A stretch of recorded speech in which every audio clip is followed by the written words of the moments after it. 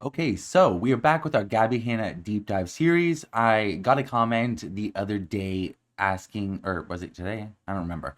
I got a comment asking if I was going to cover the Escape the Nightmare saga, and I am very easily suggestible. I mean, am I easily suggestible or am I just easy? I mean, we, there's an argument for both.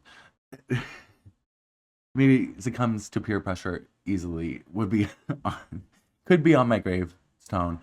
Um, so the only reason I hadn't gotten into this, I think I mentioned this in one of the segments I filmed yesterday. I just find Joey and Daniel supremely fucking boring, and I'm sorry. Like, if there's any Daniel stands, I'm sorry. Like, I don't. I just. Uh, I never even watched these videos. So I had to look up an article because I looked up Gabbie Hanna, chapter 4, Escape the Nightmare, re-upload, and I it's not on YouTube. I cannot find it. I even looked through Adam's video, and it's the channel that had it uploaded when he reacted to it 2 years ago. It's not up anymore. So I'm just like, you can't find it. Why is Daniel pray? Why did he like? Okay, time to take my thumbnail. I need to serve. Like, girl, I find them to be as fake as press on nails, bitch. Like, it is just too much. Like, also, I don't mean to be a bitch, but like, I remember back in like 2015, when was it? 2015, 2016? I was like 15 or 16. And even back then, I remember thinking to myself, I can do math. Something's not adding up here. And I'm not going to perpetuate the stereotype that there are not femme tops. I'm pretty effeminate. I'm a top. They both bottoms. Like, I, I okay, femme men can be tops. Yes, absolutely. They both bottoms. Something's not adding up here. What if one plus one is two, two plus two is four? What the fuck is this? Because what the fuck? Please, come on. What are we doing? What are we doing? I don't. What do they do at night? Like, seriously, what are you doing at night? Like bumping purses, painting each other's nails? I don't know. Like, seriously, what they be doing at night? Each other's makeup? I guess they're broken up now, unless they need to sell a book or something. Sorry. Okay, so not the point. Sorry for reading. Don't. I guess Daniel was better than Doughy, huh? I must just call them Doughy. All right, let's get to the fucking point. All the details on YouTube feud between Gabbie Hanna and Joey Graceffa explained.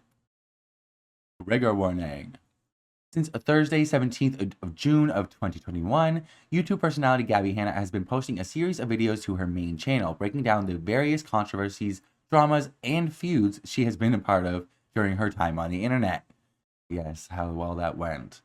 So the original video is gone, but I think this was either the caption, either or maybe she tweeted this. So this went along with her post. This is what Gabbie's statement. Everyone gets to speak but me. Anyway, I'd appreciate if you watched my response to the years of bullying from Trisha, Daniel, Joey, Shane, and others from their circle of friends. Don't expect to be I don't expect to be liked, just want to be heard. Thank you for listening. The common denominator. uh, what an idiot. Like, okay, girl. Also, where was your expose of Shane? Huh, weird. So, Joey's a vlogger, actor, blah, blah, blah, blah. So, what did Gabbie say in her video? Now on to Gabbie's claims. The videos she posted on Monday was the 4th chapter of her series discussing specific dramas. This one titled Chapter 4, Escape the Nightmare, and breaks down the negative experience she had on set filming, the YouTube Red series. Escape the Night. I've never understood why they tried to... YouTube Red? Your name already sounds like RedTube. Like, what are we doing? Like, there's no need to add red into that. Girl, YouTube Red, YouTube Red series, Escape the Night, which was written and hosted by Joey, which was, it wasn't an improv. I mean, like, yeah, it was written by him, but like, okay. In the video, Gabbie explains how her request for wardrobe, dietary requirements, and time management were not respected, ultimately taking a toll on her mental health.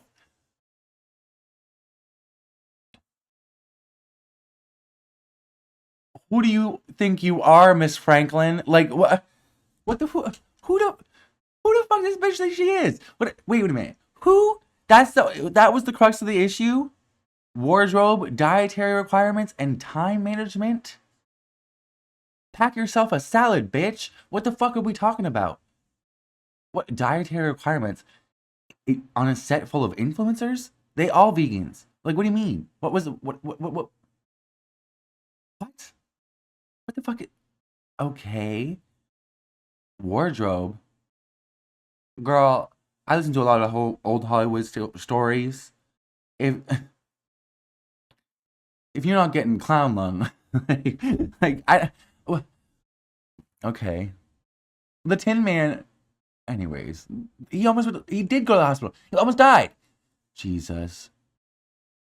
More specifically, Gabbie claimed that she was made to wear uncomfortable costumes that made her break out in rashes, was forced to wait hours on end for shoots that never took place, and her diet was not catered for. Okay, you had to. Yeah, you were wearing period piece costumes for a YouTube Red production. What did you think you were going to be wearing? PJs? Yeah, sequins are not comfortable to wear. What? Girl, can we miss me with the fucking bullshit? What do you mean? What?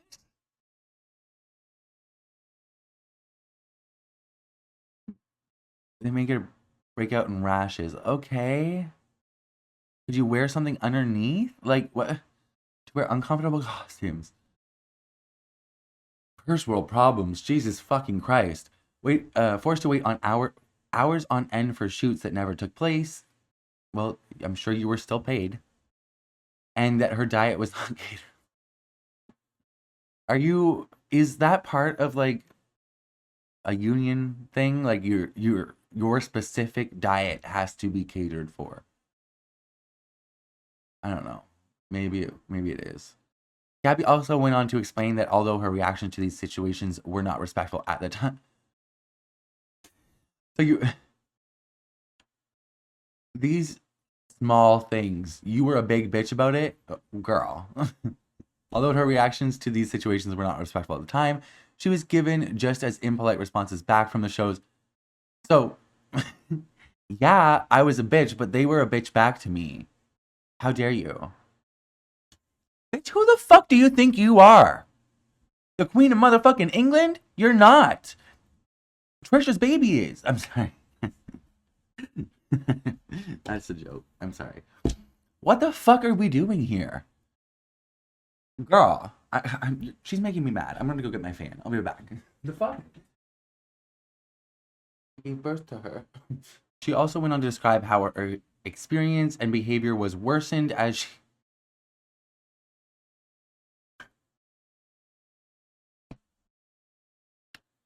she also went on to describe how her experience and behavior was worsened as she is someone with ADHD and anxiety, and that she used to be really difficult to work with because of it.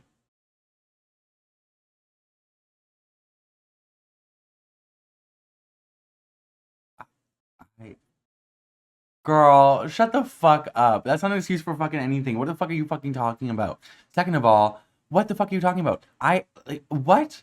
What do you mean? I have ADHD. I have generalized anxiety disorder. Those are not excuses for my poor behavior. Sorry. They just are not.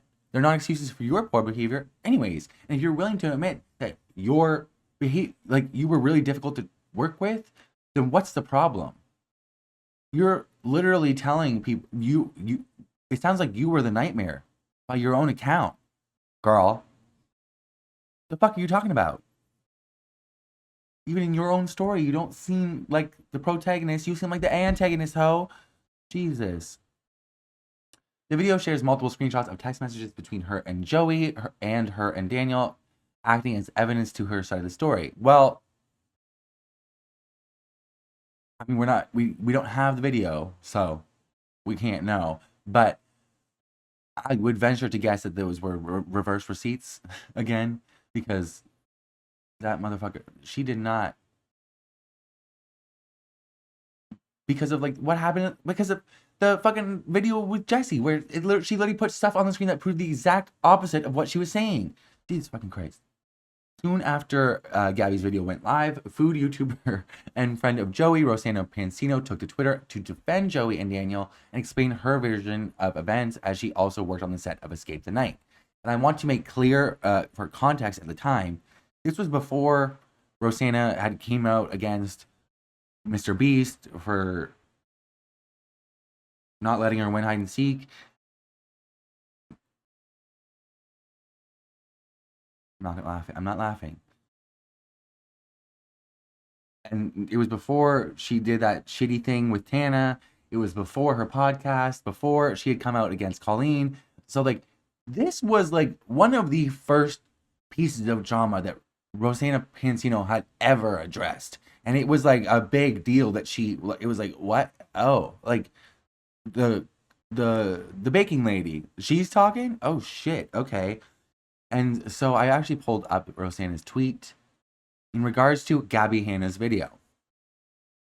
Joey and Daniel were extremely patient and accommodating during filming of Season 3 and Season 4 of Escape the Night. I personally witnessed them both try to take care of every single cast member more than any other set I've been on in 14 plus years. And Rosanna has, I think one of her starts, I think when she first came to Hollywood, she was on a reality show. And she went pretty far in it. So she has been on multiple different sets. Notably, Gabbie has not set on in 14 plus years. They both paid out of their own pocket to make sure we had the nicest trailer with everything we requested. The crew was also very professional, organized, and hardworking. I don't like drama, but Gabbie cut to her fucking dumbass podcast with Olivia. I don't like drama, but Gabbie's video paints an untruthful picture of what happened. Much of it is simply false. 1. Gabbie did not come to 3 wardrobe fittings before filming. Jesus fucking Christ. At 2 of my fittings, I was told Gabbie was supposed to be there that day, but she did not show up. So, that uncomfortable costume you were talking about, girl? Maybe it would have been a lot more comfortable if you had shown up for, I don't know, like the first 3 fittings? Girl. At 2 of my fittings, I was told Gabbie was supposed to be, she didn't show up. She chose not to go at all. So the wardrobe department did their best to make a costume without being able to see her. I too had some issues with my wardrobe, but was able to work with the production team to get them resolved at the fittings. Which is very common. Like, that's what the fittings are for. And even still, there's a lot of fucking uncomfortable fucking costumes. Like, girl. I don't know. Oh snap, Gabbie pissed off the cupcake lady. Shit's getting real. That part. That was the general consensus at the time. So number 2, the entire cast was sent a dietary restrictions request from days before filming. Every single request I made on the form was taken care of by Joey and Daniel. I personally heard Gabbie tell Joey the first day of filming, I didn't fill that out. I hope that's okay.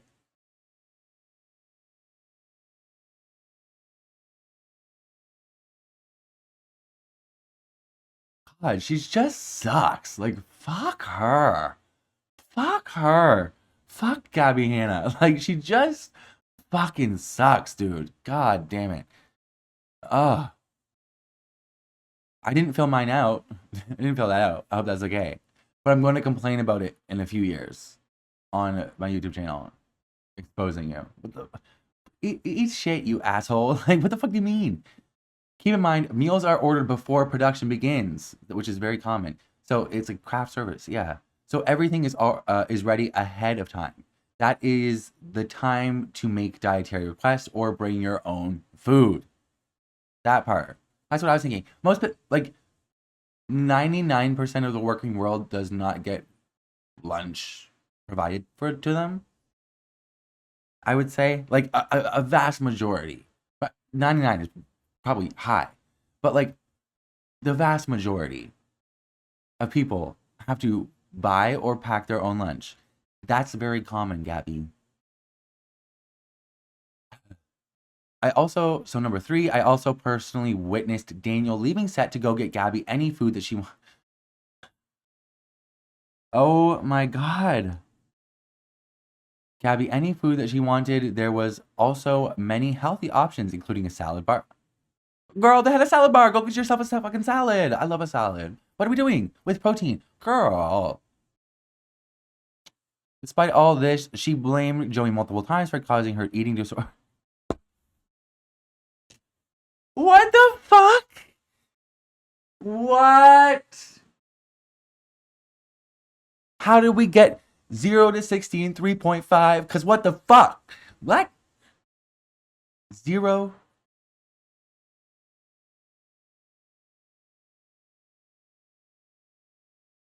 Oh, what? Girl. Despite all of this, she blamed Joey multiple times for causing her eating disorder to come back.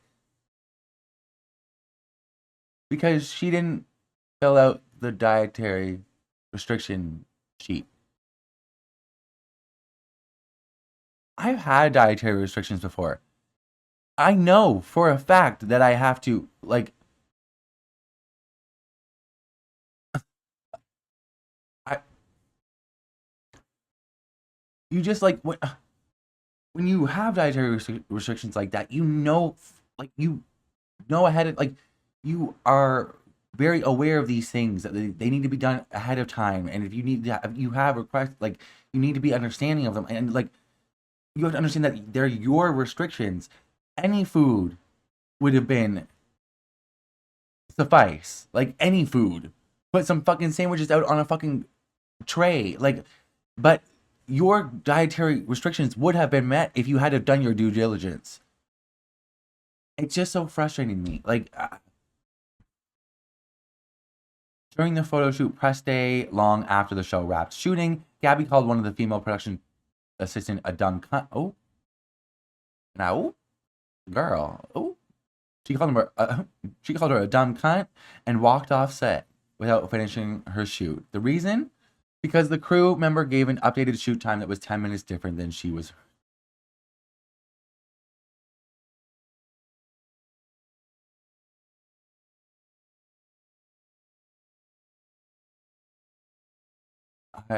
Okay.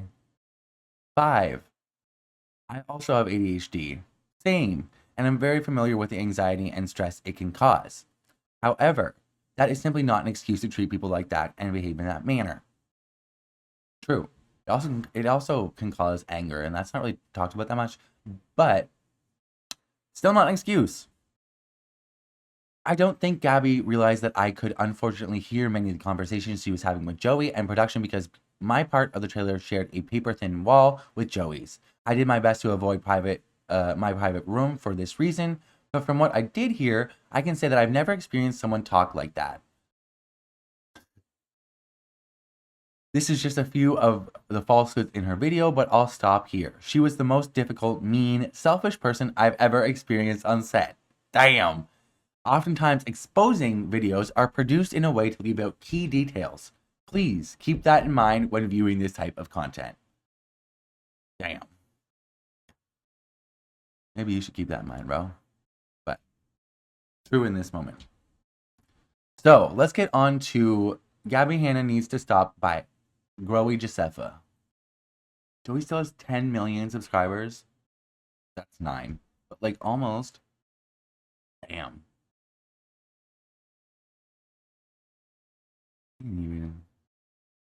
Anyways, I'm not gonna.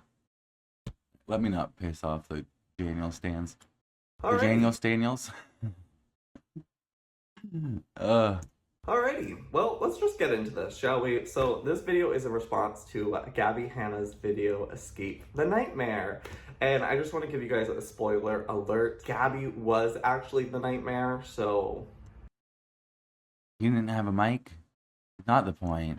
Sorry, I had to spoil you. So I'm going to go over some of the points that she made in her video that are just completely false and give you guys the receipts to back that up. But before we get into those points, I do want to let you guys know that Gabbie and I were close friends. So when she...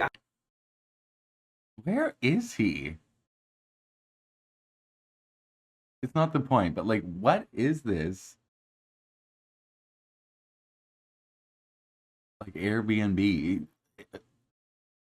Acts like the victim and is wondering why all these people in her life who claim to be her friends are no longer her friends. You do things, Gabbie, to make people not be your friends. What you did to me on Escape the Night is the reason we are no longer friends and the reason why I talked badly about you being on Escape the Night. Just because we were friends before that doesn't contractually make me obligated to never say anything bad about you or never not be your friend because we were friends in the past. You did this. You ended our friendship, not me. The way that you acted on set of Escape the Night is why we are no longer friends. And if you want an example of what a friend is like on set... Before he gets into it, I want to point out it's also a really terrible position. Like, not only was she really shitty to Joey, but Joey's... I don't like Joey. I don't like Joey, but I don't particularly dislike him either. I just find him very bland. So, and fake. But, and a little phony, sure. But in this position, I do feel for him because he was this is his creation and he was the showrunner, creator, producer, executive producer, director, like, he was the one hosting it. It's his set, basically. He was running the set. And as a friend, like, I can't... I've worked in management before, and I've hired friends before. I had specific conversations with them beforehand, and I let them know what the tea was. I was not going to hold back with them. I was probably going to be a little bit harder on them. And the fact that she pulled all this shit is just so shitty to do. And no wonder he's no longer your friend, girl. Of a production of your friend. Take some advice from Colleen, who literally gave birth months before, showed up on set, was breastfeeding, went home after hours on set to her baby waking up and then having to be a mom and then coming to set the next day and doing it all over again. And the crazy thing is, Colleen was my number one support system. Being on set of a production that's millions of dollars and having all this pressure is a lot. But Colleen didn't complain once, and she was my number one supporter, making me feel good about things and helping me de-stress and telling me that everything was going to be okay. Meanwhile, you, who's also my friend, is making life on set. Okay. I wasn't going to address it, but he did. So, let's. Because this is part of the reason I don't like Joey. I don't respect him. I mean, I don't think it's... 1, 2, 3, 4, 5, 6, 7, 8, 9, 10, 11, 12, 13, 14, 15, 16, 17, 18, 19, 20, 21, 22, 23. This one is in response. Oh, no, 24, she's in it. 25, 26, 27, 28, 29, 30. Girl, I could keep on going. And this is only 2019, 2018. Girl, never address this?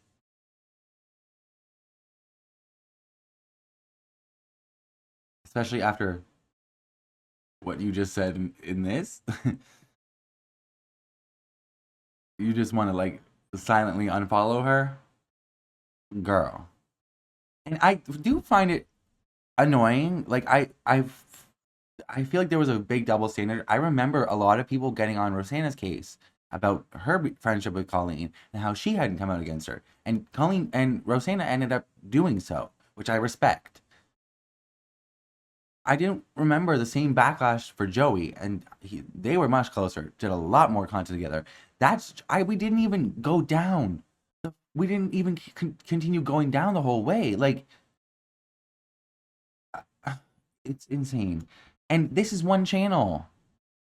We're not even talking about Colleen's channel, any vlog channels that either of them have, and Miranda's channel. So, like I said, I wasn't going to bring it up. He did. So, I addressed it. I don't respect you for that, Joey. Actually, I disrespect that you didn't speak up. Set a living hell by being disrespectful and rude and mean and foul to not only cast but crew, screaming at the director, demanding things, and Sorry, I'll go back a second. Good about things and helping me de-stress and telling me that everything was going to be okay. Meanwhile, you, who's also my friend, is making life on set a living hell by being disrespectful and rude and mean and foul to not only cast but crew, screaming at the director, demanding things, and calling a production assistant a dumb cunt is not how you act on set of one of your friends. Not even just your friend, any set in general. That's not how you act, regardless of your mental health issues. Wait, was somebody else the director for? Did he hire a director, or is he talking about himself in like third person? I don't know, but he didn't include himself in that if he's not the director, which I guess it said it was written and created by him. Let's see.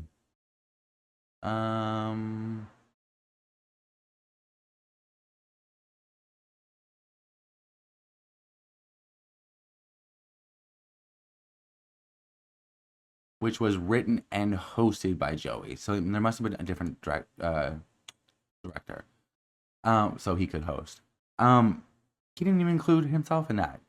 Like, you were really shitty to Joey, too, Gabby. Fuck you. This is not how you act, okay? And that is why we are not friends, Gabby. And that is why I don't like you. It's because of what you did to me. You are not a friend. That is not how a friend acts. That's just not my definition of a friend. So my main receipts in this, there are some screenshots, but I think my main receipts are people who were actually there who experienced what her behavior was like. And I don't think any words of me describing what she was like, or even her words of describing and owning up to what she did, can fully express and convey what it truly was like.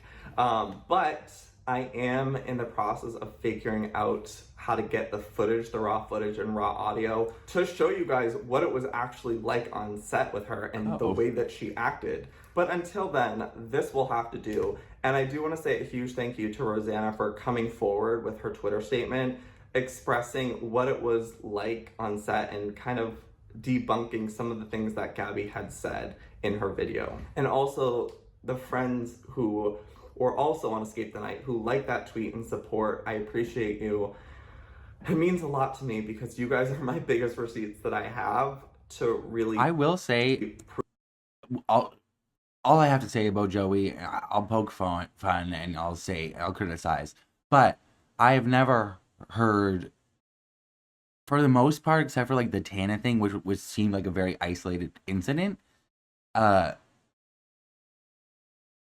what I've heard, Escape the Net, the set and how Joey handled it and everything was very professional, very well done, and I can't knock him for that.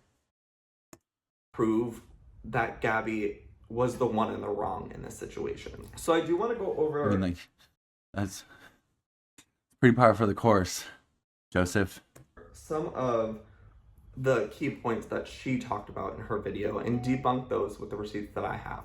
Okay, number one, I never once started this. Gabby thinks that I'm the one who started this. During interviews and stuff, people asked me like what it was like on set or what was season 4 like, and I was honest. I said it was awful because one person in particular was awful and made it awful, but I never once said your name, Gabbie. And only one out of all 4 seasons, someone like had an issue with dying. Oh, there was one in season 4 too. for Really? sure. Yeah, that was season 4 was my least favorite to film by far. Why? Just because Drama. of this one person on the cast who just made it hell. Really? And how do you stay out of like not talking about drama? You never talk about things. I would call people out left, right, and center. No, honestly, I could have, and I could have like exposed a lot of receipts. If you would be a little bit more authentic, maybe your career would be a little bit more poppin' these days, Joey. Just saying. But Yeah. I don't know. I don't know how your book career is doing. guess I don't put out that energy. People were able to figure out who it was By based choice. off your past actions. It wasn't hard for people to connect the dots because you've set the standard of who you are online. So that wasn't me, that was you. It also just frustrates me of this whole thing of like, how could my friend do this to me? I mean, I've already expressed this, Gabbie. You can't treat your friends like that and expect them to always just keep things hidden from people or not share my truth of my experience with you just because we were friends. You ended our friendship, and therefore I got to express my frustration and my trauma, and I could have been a lot meaner about it, but I wasn't. I stayed respectful, and I never once said that it was you publicly. You're kind of the one who outed yourself by confirming that it was you. I also never Joshua David Evans. begged or pleaded for Gabbie to be a part of the show. Yes, I wanted her to be in it because she was my friend at the So this is from Gabbie. She said, "Hey, I'm just now opening my emails and finally seeing the Escape the Night one. Sorry, I haven't gotten back to them. I've literally been falling apart and dropping the ball on everything, lol." And Joey responds back, "Hey, no worries. Just glad to know you're still down to come back." time. She was going through a lot of shit, a lot And then she says, "Of course, dear, anything for you. You might get more hate than I'm worth, though, lol." And then Joey says, "Oh, stop. People love you so much. Just a weird, trendy time for people to be hated on, and drama vids get so many views." She asked him to check her social blade and tell me how bad it is. Oh my god, girl. Can you check my social blade for today and tell me how bad it is? I'm scared to look. Girl, what one was this? 2018? December 2018. What was that? The Kenza Cosmetic stuff? Girl, who cares? Girl. She acted like that was the end of the world, and she could have just like came out and been like, "You know what, I'm sorry." But she had to come out and be like, "You should have known it was a scam." It's not. I don't give a fuck about brushes, bitch. That's why we haven't talked about it. Anyways. her to be in it because she was my friend at the time. She was going through a lot of shit. A lot of people did not like her, still don't like her, but I was her friend and I wasn't seeing through the bullshit that everybody else was picking up on. And as a supportive friend, I wanted to give her this opportunity to be on a show that has thousands of fans and the opportunity to be on this platform that has like a billboard and a lot of respect towards it. So excuse me for giving you this opportunity, hiring you on a project that means so much to me. So I'm sorry that I was being a good friend and inviting you to be a part of something bigger, but go ahead, live in your delusional world. I'm sure it's comfy there for you. You also claim that ADHD is the biggest reason that you acted the way you did on set. Do you know how many fucking content creators have ADHD? A vast majority. Like, vast majority. I mean, to be entertaining. Not to be biased. I mean, anyways, go on, Joey. But just so you know, half the cast had ADHD and did not act in the way that you did. So I'm sorry, but that is not an excuse. Then you go into your eating disorder and the whole food situation. Every single person is sent a form days before we start filming to get people's medical information and their allergies and any food restrictions. Gabbie didn't fill this out until the day we were on set. Miss Gabbie, can we do a little BTS moment? How is she? Look at, she's got her yellow hair on. We're doing She's practicing her script. filling out my medical information. You're supposed to fill this out beforehand so we can get everything prepared and make sure that we have your dietary restrictions accounted for. So I don't understand how you expect things to be done for you when you don't do the work yourself. That's part of what's so frustrating to me. Like, I was a vegetarian. Well, I'm a vegetarian again, but even I've gone back and forth. I eat chicken sometimes, but when I was vegetarian back in like junior high, high school, if we ever went on like a trip, like, or anything where I knew my dietary restrictions had to be thought about beforehand or planned for, I was always prudent in trying to like get that done, like, because I am the one who has the fucking problem. I'm the one who has the restriction. I need to make sure for myself. I'm the one who needs to eat. Like, the truth of the matter is like, if they had some sloppy joes there, technically you can't eat that. I can't eat that too. I don't want to. I'm probably not gonna. But like, I don't know. Food was provided, bitch. And I also would like to just take a minute to defend Daniel, who literally Also, went up. it's LA. Before he gets into Daniel, sorry, I'll go back. You have to defend your employees. Sorry, that's not. What was I? Why did I stop? Sorry. And I also would like to just take a minute to defend Daniel, who literally went above and beyond for not only you, but everybody else on set. He had a million things going on, and yet he still managed to have the time to go to Whole Foods and get you your 3 healthy meals that were so specific of like exactly what you needed, and yet you still didn't even eat them. You literally just left them out to rot. So what was it that you were actually trying to do, Gabbie? Was it that you actually... Oh, no. Wait, what? Wait, what? Wait. I don't like wasting food when I buy it.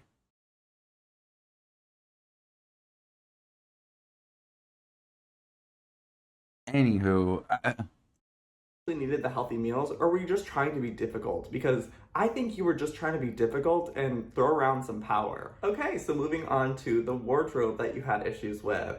Oh, is this the outfit that you approved during your first fitting? I don't remember forcing this outfit on you, Gabbie. I'm pretty sure you approved this during the first fitting, and you actually loved it. So we made you a custom version of it that was just a different color that matched your skin tone and your hair. The issue is, Gabbie, you had 2 more fittings after we made you this custom look that you just didn't show up for.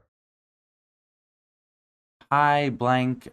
We shoot this show beginning Monday, 3/11, March 11th. We need to fit her as soon as possible. Is there any way you can make this time happen? Is there another time tomorrow? Best, blank. I'm guessing that's 2, Gabbie. And hi, blank. Good talking with you just now. Tomorrow between 9 a.m. and 2 p.m. will work for wardrobe. The earlier, the better.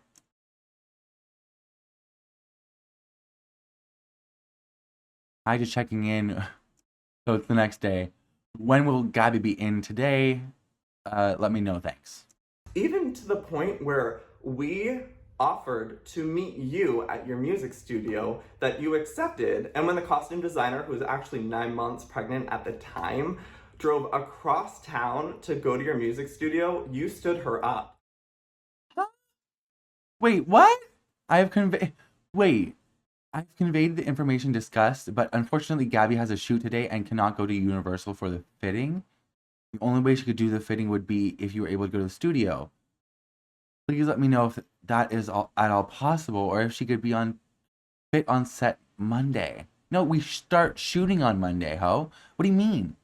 What if they have to change something? Like, do you not understand how wardrobe works? Do you not understand how sewing works? Do you not understand this is a fucking set with like a Again- bunch of fucking ton of people? I would have killed her off first episode. There was no way for us to make sure that your wardrobe fit until you showed up the first day of set and it didn't fit you. Surprise! And you were complaining that it didn't fit you, but you also didn't make it to the previous 2 fittings to make sure that it fit you. So make it make sense. I don't know how you expected a Cinderella miracle to happen to make sure that you were comfortable in your wardrobe when you didn't show up to the 2 fittings to make sure that it could be comfortable. So things took a turn on set after day 2 when she refused to come back the next day at her call time. So this is when everything kind of climaxed in her being on set and showing her true colors. It was the end of day 2. It's about 4 a.m. We're all getting out of our clothes. I'm just like, women in the acting industry will advocate for themselves in a fashion that's like, oh, we shouldn't have to work until 2 a.m. in the morning. And they will be called a bitch and be blacklisted for years. Search up Katherine Heigl. It's an endless list of women who get labeled as difficult or divas because they are simply advocating for themselves. And this bitch has the, like, she just gets worser and worser and worser. And getting ready to go home, and the PA comes to let us all know our call times for tomorrow so we can be ready for our hair and makeup and get day 3 started. So the PA tells Gabbie a time that she has to arrive the next day, and she completely refuses, cusses out the PA and tells him that she refuses to come. So of course, we reach out to her manager, let him know that, hey, Gabbie is refusing to work under the contract that she signed and that she needs to show up on set. And her manager was extremely apologetic and was basically saying that he was going to drop her after this. Like, it was extremely unprofessional. Like, he's had so many issues with her. And so she showed up on set the next day, but the director and I met and were like, okay, this is not it. We need to kill her off the show as soon as possible so it can be a peaceful set, because she was causing so much chaos that I know it's in the context of the show, like it's a whodunit mystery, but it's crazy. We need to kill her so things will be peaceful. Okay. we just needed to get rid of her. Now, there have been some cases where we do scripted death if someone has a heart out and they can't make it through the whole filming process. And that actually included Tana this season because she had to go to an award show. So we had planned that Tana would die in episode 5.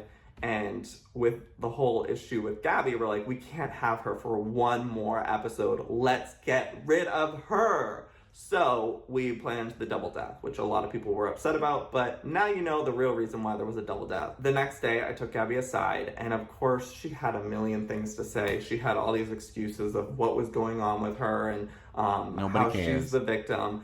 And I'm in producer headspace. Like, pick a number, sis. Like, I need to make sure that this production goes as smoothly as possible. There's millions of dollars on the line, and I am not about to let this girl fuck this up for me. So I'm just nodding my head like, yeah, girl, don't worry. Everything's fine. Like, we're good. Like, it's all good. Like, I totally understand what you're going through. But in my head, I'm like, this girl is screwing me over so hardcore. She's made my life a living hell on this set, made things way harder than they need to be. But you know what? I'm just gonna suck it up so she doesn't screw anything else up anymore. And that's what I did.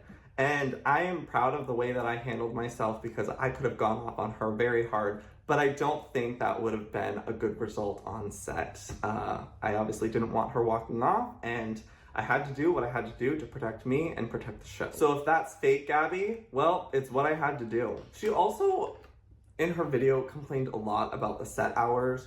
Girl, you did season 2. You know what you were signing yourself up to. But also, that's just what set life is. It's a lot of hurry up and wait. But I know you think that the world revolves around you, and how dare anybody make you wait? I mean, how dare we pay you thousands of dollars to sit in a luxury trailer and do nothing? Sounds like a really hard gig, Gabbie, to just have to do nothing but get paid thousands of dollars and also get to be on a show that's going to be a platform for you to maybe redeem yourself. Maybe get people to like you and enjoy you a little bit more. So then her video goes... Joey, this is likable. I don't know why you don't present this all the time. ...to her apology and my fake accepting her apology. So... same with before, where we're on set, it's like, I have to do what I have to do to protect this project. And by accepting your apology was me protecting the project. You're pretty unstable and I don't know what to expect from you. So I'd rather pretend that we're good than actually deal with the craziness that you bring. I don't think you realize this, Gabbie. Maybe you do, but you're scary. And you make it very hard for people to be honest with you. And if I was honest with you, nothing would have changed. You're so delusional. True. And you think that you were always going to be the victim. Even months after, when I finally did share with you my frustration of you on set, there was no getting through to you. There was always just an excuse. So maybe understand that the reason why all these people who are fake friends just don't know how to cut it off with you because you're scary and you don't make it easy for people to be honest with you. Also, I want to share a story with you guys about a week after we wrapped up shooting. And by the way, after she was killed off the show,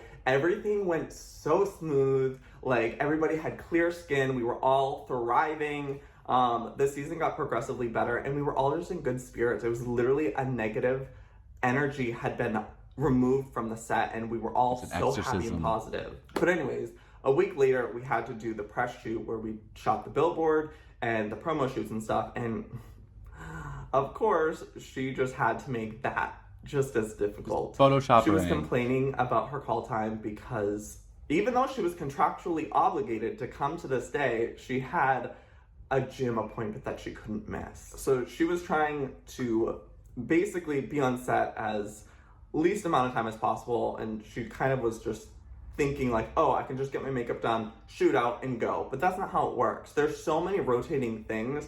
There's tons of other people. It's, again, not always just about you, Gabbie. Like, I don't know what else to say. It's just the world doesn't revolve around you. She's just so entitled to feel like her time is more valuable than others. Meanwhile, again, Colleen has a newborn baby that she's breastfeeding on set and managed to make time to be there, but your gym appointment is way more important. I'm so sorry.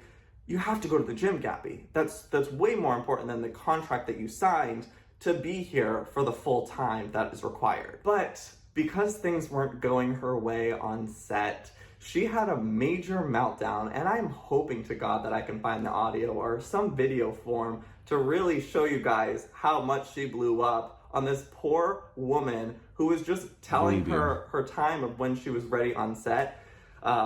It was too much for Gabbie, and she called the woman a dumb cunt and then stormed off set, and we didn't get to finish her promo shoot. So anyways, stay tuned for if I can find the footage or the audio of her to really convey how awful she was on set. Thank you guys so much for watching, and until next time, I'll see you next time. Good damn bye. Surprisingly interesting and entertaining video from Joey Graceffa. Rarely am I ever not bored by him. I'm sorry. I don't need me to be a dick. Shout out to you, Joey, I guess. All right, on to Joey's assistant. I mean, ex. Anyways. Go on, Mr. Preda. Hey guys, welcome back to my channel.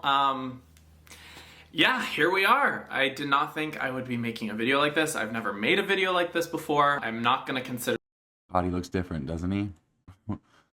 Sorry, I don't mean to read, but he gets a lot of pump these days. Girl.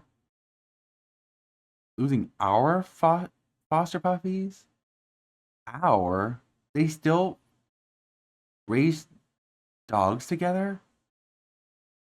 The weirdest pair of exes I've ever encountered. I guess when you're his assistant. I mean, no, I mean his ex. What? Girl, I don't know. Anyways. consider this an exposing video. This video is about the truth. If some of you guys don't know, Gabbie Hanna released a video yesterday, basically talking about her experience on Escape the Night, and it is just full of lies, manipulation, and delusion, and I'm here to set the record straight. Let's get into the video. So, if you would like the truth, please watch the entire video. You guys know who I am. I'm Daniel Preda, known as Mr. Preda here on YouTube. I do a lot of home content, do a lot of travel content, I do a lot of vlogging, DIY, lifestyle, etc. But first and foremost, I am a writer and a producer. It's what I went to school for. I was lucky enough to collaborate with my former partner, Joey Graceffa. I was a senior producer for 4 seasons of Escape the Night. As a senior producer, it was basically 10 jobs combined into one. I worked extremely closely with Joey and the entire production company. With YouTube, I worked on everything from casting to fonts to art to billboard art. I made sure things were good on set. I was the liaison for talent and their agents. Since I did know everybody personally, because I did work on casting and a lot of people were my friends, I was able to have that direct one-on-one collaboration and connection with people. So mostly everybody I was on a name-to-name basis. I would just text people if they needed something. Anybody could always come to me for whatever they needed. Like I said, I was involved in every facet of the show production for the most part. One thing that I want to touch upon first is in Gabbie's video, she used ADHD as a crutch to excuse her behavior on set. Dude, a lot of people have a lot of stories about me being unprofessional. Her behavior was extremely erratic. It was very rude. It was disgusting. It is not professional. And nearly everybody on set had an issue with her. However, I have a big issue with her using ADHD as an excuse for that. Having ADHD or any mental health issues, first of all, does not allow you to act like that. While everybody is different and I respect that, I personally have ADHD, I have anxiety, I have depression, but I'm an adult and I have, for the past 10 years, I have taken care of that. I'm very lucky to be able to be on a medication that works for me. I go to therapy, I work out almost 7 days a week to some capacity, and I know who I am. And I do not let my issues with mental health reflect who I am as a person. When I come on set, I'm there to work, I'm there to treat other people with respect, and I'm there to have a great attitude and collaborate with people, period. And that is something that I had a major issue with in Gabbie's video. Her using that as an excuse is not an excuse. For me. I don't know if it is for you, but for me, I don't think so. Okay, let's take it back to season 2, where the issues began. A lot of her behavior on season 2 was reflected in season 4. However, the way that I think, and a lot of other creatives think, shit may happen on set, but at the end of the day, if the big picture is that it's an amazing show, that is what we focus on. However, that does not take away from the behavior that was exuded on set by Gabbie. I think one of the biggest issues of season 2 was the clash between Gabbie and a lot of the other female co-stars. There was a lot of jealousy, there was a lot of competition. I don't know why. We were all there to have a good time. We were there to film this awesome show. She's a raging fucking bitch. I was gonna say raging misogynist, but she's a raging misogynist. And she's also a raging fucking bitch. And really just put on a good time for you guys. So, you know, we had Tana, we had Andrea Russet, we had Laura DIY, we had Liza Koshy. I'm blanking right now. You get it, I'll pop up the billboard. There were issues with everybody. Oh my god. Oh my god. Jesus Christ, sorry.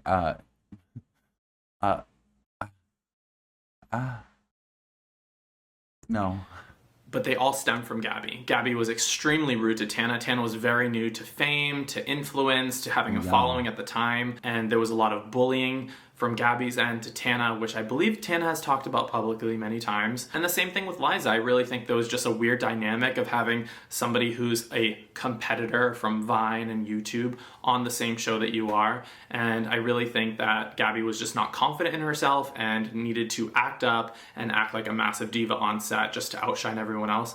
But like I said, at the end of the day, she was very, very entertaining, and that's what came across on camera. But unfortunately, along the way, she did screw it up for a lot of people, and she did cause a lot of harm. Moving on, fast forwarding to season 4, the initial concept for season 4 was a brand new season, but we ended up going with an all-stars theme, which the network, YouTube, liked more. So we went out to Gabbie. Gabbie in her video says that we begged her to be on the show, that Joey and I were begging her. And Joey and Daniel are like, please, we really want you to be a part of the show. We loved you in season 2. Nobody was begging you, girl. At this point, your reputation was preceding you, but there was a lull in her dramas online at the time, and she was in a pretty good light, so the network approved her. Nobody was begging her to be on the show. To be on Escape the Night is an amazing opportunity. It is on a massive platform. You're on billboards all across the United States. You're paid, obviously. You are hand selected by executives, or you're allowed to be by the top executives at YouTube. Your videos are also pushed into another algorithm because you're being seen more on a weekly basis when the show rolls out. Also, the whole VidCon element, you're on this panel with 10 top creators and 10 massive creators in front of a sea of thousands of fans. There's so many opportunities for growth, for connection, for collaboration with other people, and it truly just is an amazing opportunity to be on a show of this stature. You guys know Escape the Night was the longest running show on YouTube Originals, YouTube Premium, whatever you want to call it. So truly, it was an amazing opportunity. And it's a ton of free publicity and marketing. You can't even pay for that. How many people do you see on billboards that are on YouTube? Rarely, unless they buy them themselves. I do have a little notebook of notes, so I'll be glancing down occasionally, but production was during the week of March 11th through March 18th of 2019, here about 35 to 45 minutes outside of Los Angeles. So we either had a hotel for people to be put up by the location, or you had a private driver every night, a black car bringing you back to your house and bringing you back to set in the morning. You could choose, you could do a combo of both. We reserved about 20 rooms for cast and talent, so basically you could stay there if you wanted, or you could go home. Literally whatever you wanted, we were gonna cater to talent. So here are some clips of the trailer and the first day. Here it is. There's a kitchen, living room, Nice. Yeah. little vanity area there in the back. And over here is a bedroom. There's a shower if you want to take a shower. Bedroom here. That's nice. And a toilet. So actually on productions, especially with That's nice for a trailer, bitch. cast trailers, they aren't this nice. But because I know everybody on this season, like all seasons, I really wanted to make it something special. There's a bunch of candy here in case you have a that's so sweet sweet. tooth. There's some fruit and vegetables, some little energy supplements, seaweed very snacks. These are healthy. like more healthy snacks here. And then in the fridge, I'll give you the tea on what people asked for. Gooning. What?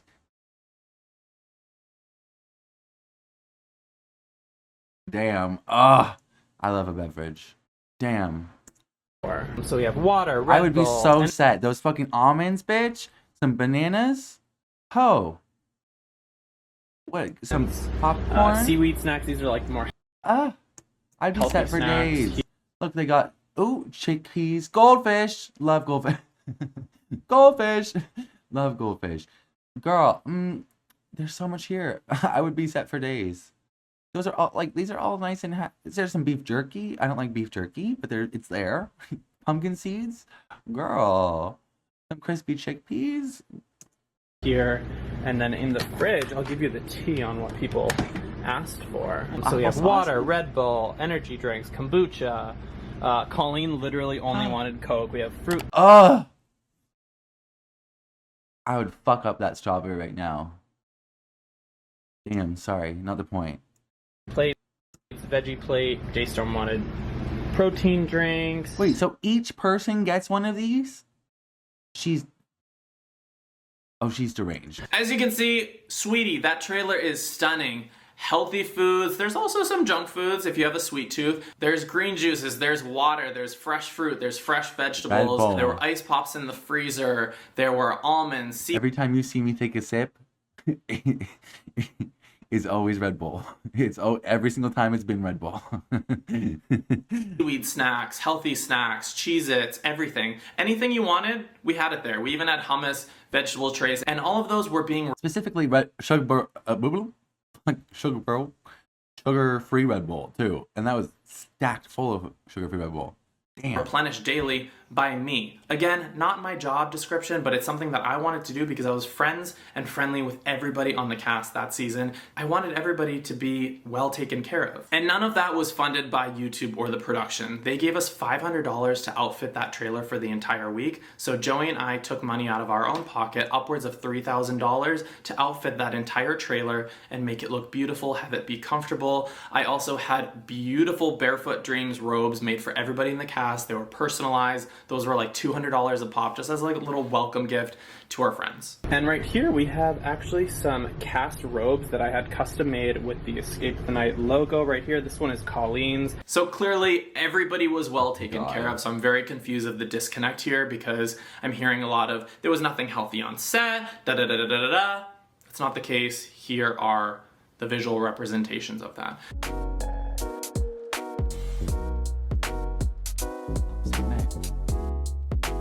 Bretman.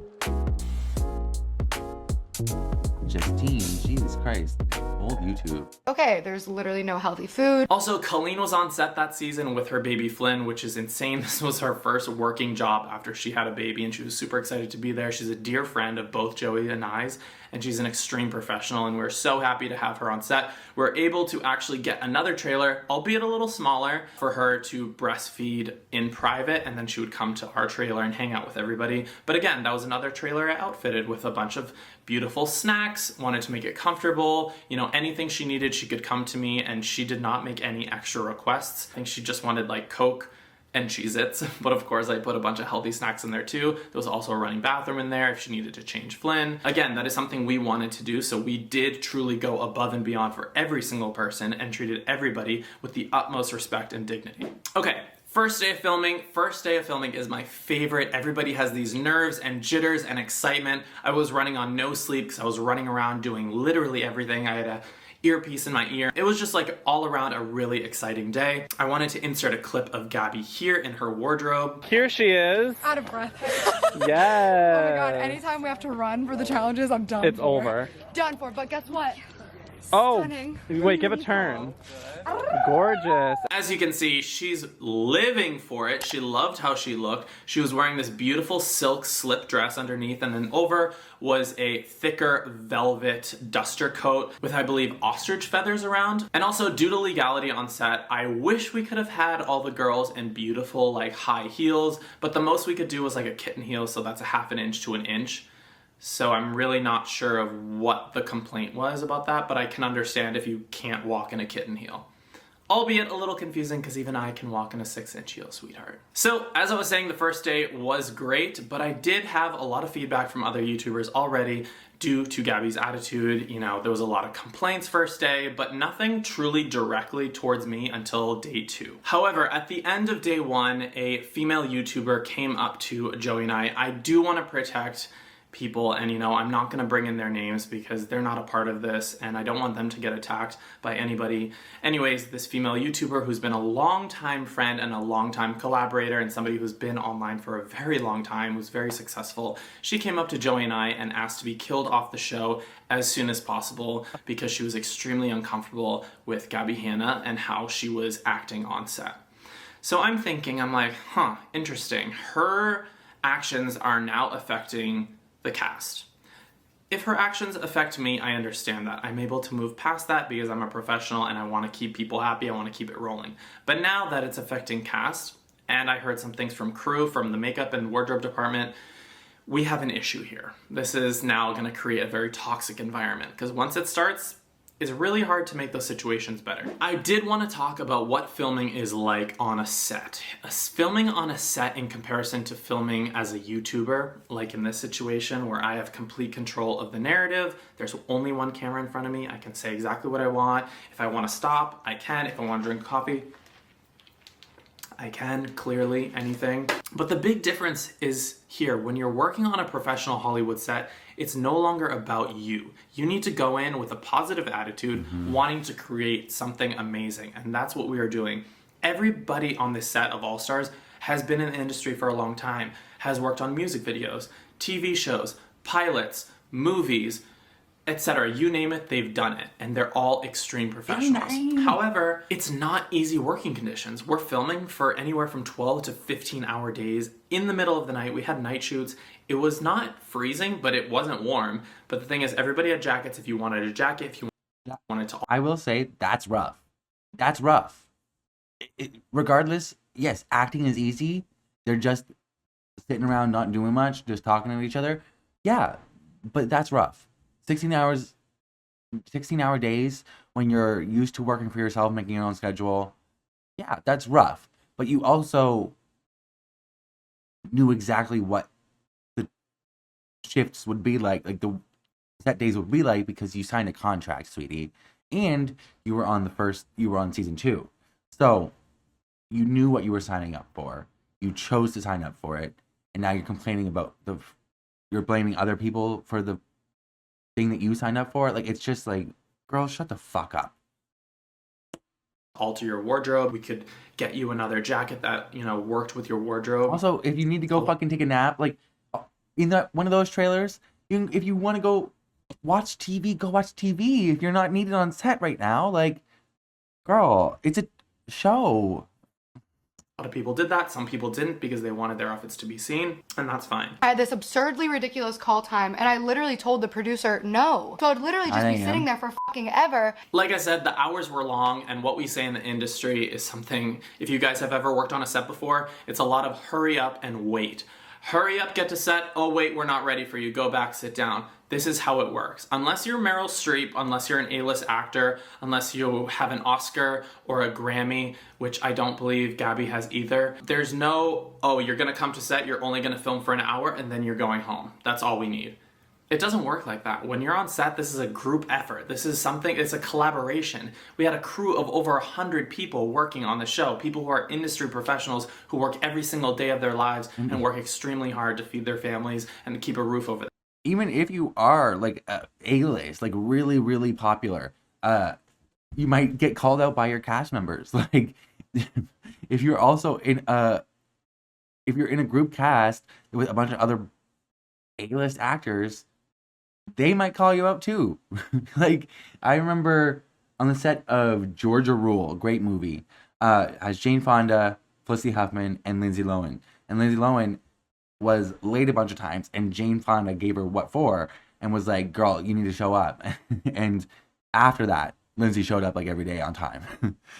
So, like, you're not free of criticism, even if you are A-list. And this was well into Lindsay's fame. Their heads. They're not making thousands of dollars just by walking onto set and working for a few hours. It doesn't work like that. So what I'm saying is, working on a Hollywood set is just extremely different. You don't have the privacy, you don't have the control. It's not about you. It's a group effort. Without the sound guy, we're not gonna have a show. Without an assistant, we're not gonna have happy people. Without a makeup artist, you're not gonna have somebody who looks great on camera. Without wardrobe, you're not gonna have an outfit that fits properly. Shout out to film crews. They don't get enough recognition. It is all about working together. Okay, I want to talk about wardrobe. In Gabbie's video, she continues to lie about her wardrobe, saying nothing fit. She was getting irritated because of her jewelry. I showed up to set, and like one of the things they promised was like, we promise we'll get you a really comfortable outfit. They were bragging that they were like spent all this money on this like beautiful silk. I show up on set, literally the exact same problem where I literally couldn't move my arms and I was feeling really restricted and like claustrophobic in it. All the shit that I was promised wasn't going to happen, essentially. Wait, what was feeling that really restricted and like claustrophobic in it. All Dude, he got exact same problem where I literally couldn't move my arms and I was feeling really restricted and like claustrophobic in it. So this is Daniel to Gabbie, and he says, you literally were blessed to go last night. Oh my fucking god. 75 miles per hour winds the entire night outside. We had to halt production for the next 2 days because of the Santa Ana winds. That's crazy. My hair and costume never would have made it. Walking from the interview trailer to our trailer, I was shivering for like 20 minutes. LMAO. All the shit that I was promised wasn't going to happen, essentially. Let me give you the facts here. The reason why her outfit didn't fit is because Gabbie didn't attend 2 out of the 3 wardrobe fittings. Right here, I'm going to show a text. Again, Gabbie is officially on the shit list. It's not, you can't see who it's from. is officially on the shit list. Not only did she make blank, who is 9 months pregnant, drive all the way to her studio in Porter Ranch today at 5 p.m., but she legit left early and isn't available all night to get fitted. And Daniel says, oh my God. And then somebody responds back, so we will have to pick her outfit for her and it won't be fitted. It's the biggest fuck you. She canceled on us yesterday too. Completely leaving the executive's name out of the text because I don't want her to be attacked, but here's the text. I'm going to read it to you as well. Gabby, this is March 8th. This is 3 days before filming. Do you know how difficult those days before filming is? Everybody's stressed, everybody's freaking, it is crunch time. The way wardrobe works, it is done weeks before the show is supposed to start, not days. Maybe in the last few days there's a few edits, we change a color, we change a little size, we do a little nip, a little tuck, but that's it. Gabby is officially on the shit list. Not only did she make who is 9 months pregnant, drive all the way to her studio in Porter Ranch today at 5 p.m., but she legit left early and isn't available all night to get fitted. I respond, OMG. So we will have to pick her outfit for her and it won't be fitted. It is the biggest fuck you. She canceled on us yesterday too.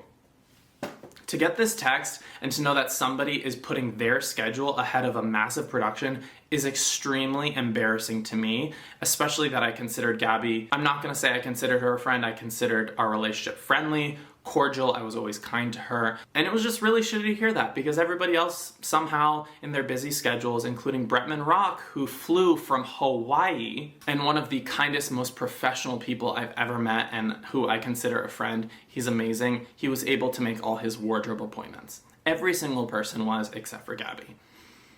I don't know.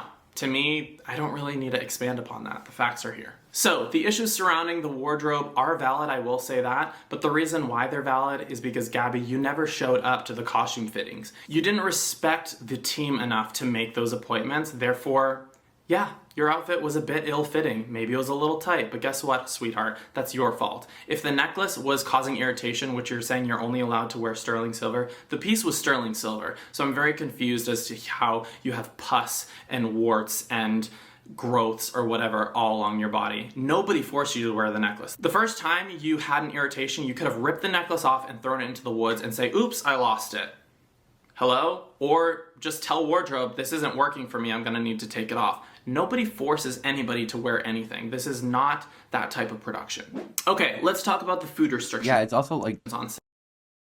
They were literally just getting like you said, it's not this type of production. It's not like they were going for a super specific look, trying to replicate a character in a book. You know, like it's an improv show on YouTube, Red Girl. Like the necklace that one of the cast members is wearing is not that important. You can just take it off. In Gabby's video, she's saying that the food issues on set triggered her eating disorders. My eating disorder was at an all-time peak. Which, you know, I will be sensitive to that. And if that's the case, I completely respect it and I'm sorry that that happened. However, I will not be lied on saying that there were not options for you. I'm giving you these very clear things that I need. I need to meet my dietary restrictions. First things first, weeks before production starts, everybody is sent a shit ton of paperwork. Paperwork talking about your preferences, allergies, what you want to eat on set. None of that was filled out. Period. And if you don't fill out the paperwork, how are we supposed to know what you want to eat? So, first day was a bust, she was complaining. However, there were options there. There were always healthy options. As you can see in the trailer footage that I showed you, there are options even there. If you're not liking what's on set, you can always talk to the kitchen, you can Postmates. There were people Postmating iced coffees, because that's not our job. That's what I was thinking, like, you're in LA. Oh, 45 minutes out of LA. But, like, still, it's California, girl. Like, you make a lot of money for not doing much work. You could have just, like, Postmated things. I'm sure there's probably, like, a Starbucks around the corner, like, or Trader Joe's. Like, I don't know. To get you iced coffees when you first come to set. The way set works, when you come to set, you go directly into hair and makeup. You'll be doing interviews, you go into wardrobe, etc., etc.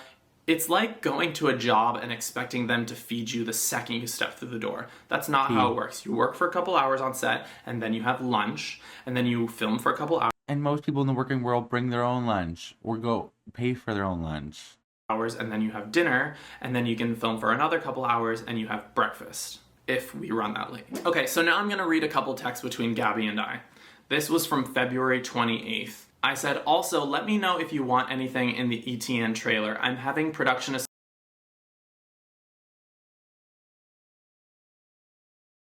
Sorry, I'm just really struck by him. I guess it was a different time, 2019. Hi, mommy. How tall are you? Ordering some stuff for Escape the Night. Hi, mommy?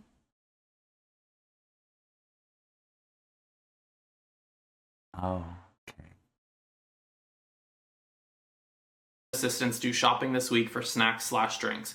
She never got back to me with anything. All she said was, I need hella healthy shit, or else I'll eat all the chips, LMAO. So I made sure that there were very healthy snacks in the trailer, even though she didn't give me a list of things that she wanted, like everyone else. Everybody else, you know, Colleen said she wanted Coke, Daystorm said he wanted protein shakes. I made sure that everything people wanted was in that trailer. March 12th, this was the second day of filming. At this point, she had just woken up. I believe she was uploading a video. She says, what's the internet like on set? Better or worse than the hotel? And I said, well, because we're in the middle kind of nowhere on a big ranch, I'd say worse. I can get you a portable router from Target though for the trailer.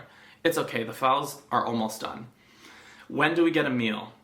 This is, I'm assuming, right when she got to set, which nobody eats right when they get to set. Hello, you need to come fed. That's how production works.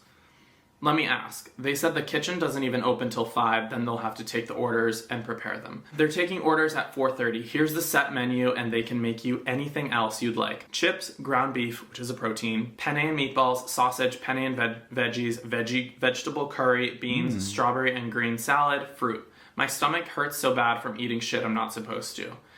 And then I continue, I say chicken, veggies, etc. Then she continues to talk about her agents. Did my agents tell you guys my meal requirements? And I said, I'm not involved on the food side at all. Want me to reach out to I'm honestly like on the verge of tears. I'm so specific about food and I've been eating bad shit and feel fat and my stomach hurts from eating literally anything I can with substance. And anyways, I'm not gonna go into detail. The only email I ever got from her team was that she can't have mangoes, no dairy, and no sugar. There are options there. There were options in Crafty. If you wanted to get something else, you could Postmate it to yourself, but I'm assuming that she just did not want to spend any of her own money. But guess what? This is how production works. We gave you the options, everything was there, the platter was out, and you didn't want to eat anything. Okay, so she continues about the food. I wouldn't be surprised if my agents didn't communicate any of that because they didn't communicate anything with the wardrobe shit either. So again, she's playing the victim. She's putting her blame on her agents who, it's not her agent's job to fill out paperwork and tell me what they want. If she doesn't communicate that with them, they're not gonna communicate with me. So I'm really not understanding the disconnect here. I said, right, okay, we will get it done. Sorry for the miscommunication on whoever's part.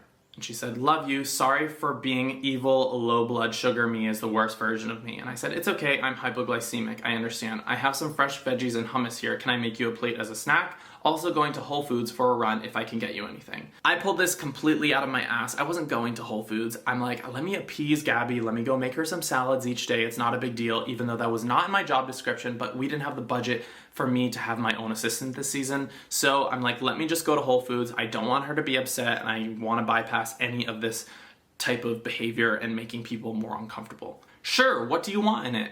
Chicken, black beans, bacon, dried cranberries, and a little blue cheese crumbles, balsamic on the side, please. Okay, want me to grab a few other meals in case for tonight / 2 more salads? Sure, that would be dope. Someone just brought me salmon. So I'm really confused here because clearly these were not shown in her video. I went above and beyond. I worked my fucking ass off on this set. I'm doing jobs I didn't mind doing, but were not in my job description. And I didn't mind doing it because these people were my friends and I did not want to create a toxic atmosphere due to her behavior. So anything that she's saying, this is false. This is a narrative that she's creating to make me look bad and I refuse to stand by that. Also, here's a pic of the salads that I made at Whole Foods. Disregard the pizza here. I was hungry, so I got a little snack, but you can see I made her salads, I got her grape leaves, I got her a bunch of hummus packs, I got her some chicken and rice on the sides, and that is something that I did daily while she was on set. And guess what? I brought those to set. Maybe one was eaten. She was eating everything else on set that was unhealthy, and that's not on me, baby girl, that's on you. So the lies regarding the food being triggered because there weren't options is complete bullshit, and I'm not gonna stand for that. There were so many options. Not one other person had an issue with any of the food on set. Was it 5-star? Absolutely not. This is a production. We have catering, we have crafty services, but guess what? That's not what we're here for. This is not a 5-star restaurant or resort. This is a production, and everybody was happy. If somebody wanted something that wasn't there, they had one of their assistants go get it, or a friend, or even I would be like, hey, do we have this? Can we get this for them? You can talk to the kitchen, you can talk to a PA, you can talk to an assistant, you can talk to literally anybody. You can use Postmates, Grubhub, whatever. But this wasn't happening because I truly believe that Gabbie loved creating these issues to make it seem like she's the biggest talent on set. Because this is something people do when they're not happy with themselves, when they don't know who they are, and when, frankly, they want drama and they want to create this narrative to be the most popular person on set. Now we're gonna move on to day 3. This is the planned kill. So as some of you guys may know, after 3 days of shooting, the entire production, the set, the cast, the crew, the makeup, the wardrobe departments, assistants, productions, people were yelled at. She went off. She even says that she yelled at people on set, calling people fucking assholes, calling people whatever names, storming off. It was really ridiculous. So I blew up at the director. I blew up at probably Daniel and not Joey. I was a bitch and an asshole. One of the producers let it slip that they were like killing me off. So that day it was decided that Gabbie and Tana would have a double elimination. Tana because she needed to be at the iHeart Radio Awards the next day. How did she spin this into like she's the victim and like she had to escape a nightmare? Bitch, you by your own account you sound like a nightmare. Like she's so fucking delusional. Like what the fuck is wrong with her? And Gabbie because of her antics. However, both of them together were not good. Either they were both egging each other on, bringing up shit from the past. I'm not sure, but their relationship was extremely toxic, and I don't believe that they are friends now. I'm not really sure. I'm not super close with Tana. You know, we talk occasionally. I see her here and there, but there's no bad blood there whatsoever. Tana was a nuisance on set of season 2. She was super late, but by season 4, she truly did have a glow up. She was on set. She was ready. She had a great attitude, great work ethic. I can't speak more highly of her. Other than her relationship with Gabbie, which was causing a lot of friction on set. Again, it's just these two strong, very... I will say also, Tana was not sober at that time, so... She also was very not sober at that time. She was on a lot of drugs. Passionate women who go ahead. But the lateness did not stop. Regardless. I mean, she's a lot better now, but... Ahead, and I just think their clash was not good for the other people on set. Okay, so I'm gonna read some text from Gabbie. I'm not sure who blank is, but can you please let her know that I haven't been refusing to do interviews, and I was there in full glam for 5 to 6 hours before shooting to do them, and was also waiting at lunch to do them, and every time someone was going to pull me, they said, never mind, we're not ready for you. Because I think it sucks that my camp is being told I basically refuse to work.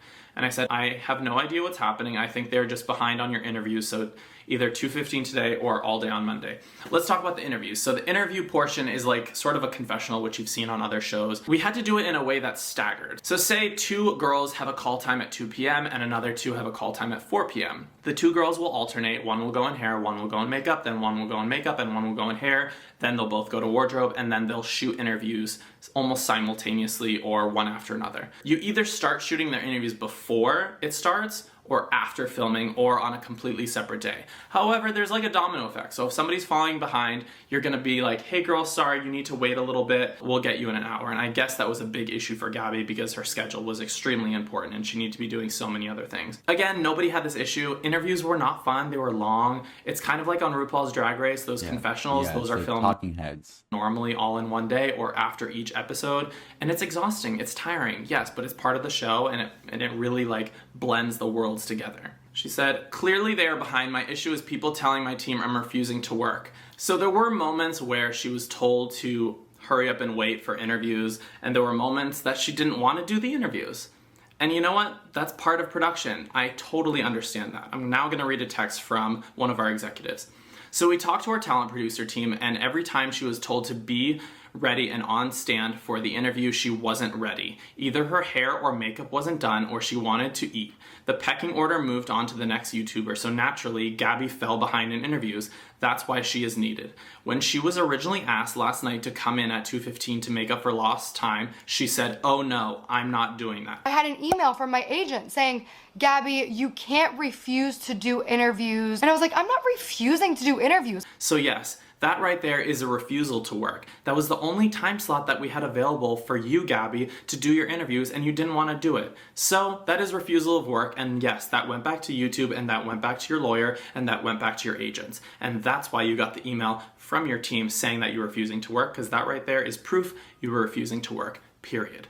I continue to respond. I talked her down. She understands. Where she responds, again, awesome. Thank you so much, Daniel. I'm so sorry you were in this position. You are always welcome to pull me in. I'm here on set now.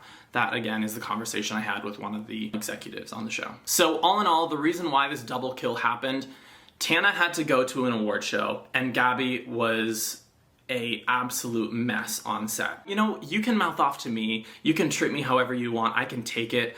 I can compartmentalize this because I've worked on many sets. I've worked with everybody from Mariah Carey to Britney Spears to Wendy Williams to Katy Perry. I have the experience. I've worked on set. I know what it's like to be an assistant. When I first came to LA, that's what I did. I know what it's like to work 17-hour days.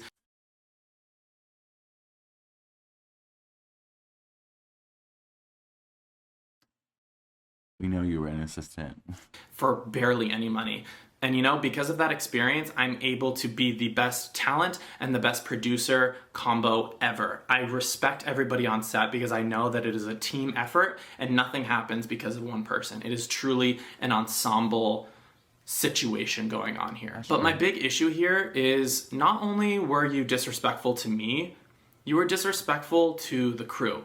And the crew are our family. We've been working on the show for 4 years. We work very closely with each other, and they are like family, and they work extremely hard. So when I have some of my friends who are A-list makeup artists and A-list wardrobers, that really affects me, and it really hurts my heart that somebody is making them feel uncomfortable because they're working their ass off for a rate that is not what they normally make. It is much lower on productions, and most of them were doing it as a favor. We had Lipstick Nick, who is an incredible artist. She was beating so many of the glamour mugs. She's a dear friend of mine, and I'm so lucky to have had her. But this is often an issue because when you're a part of a unionized set, you have to get paid the same day rate as like in crew. So like Lipstick Nick, who was getting paid a lot of money, I don't know, these days probably still is, I'm not sure, but was getting paid a lot of money per client.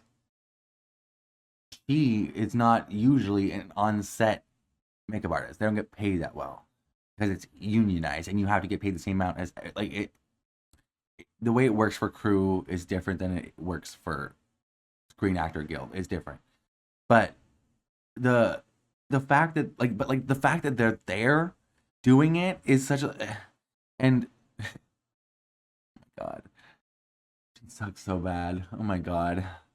She's making it difficult for these people to do their job. That's where I have a really big issue. And that right there is, in addition, is to why she was killed off the show. Okay, so she was killed off the show. Next, I want to talk. That also goes into why, like, so many TV shows have, like, shit wig and makeup departments, and then you see the actress in real life, and she looks amazing.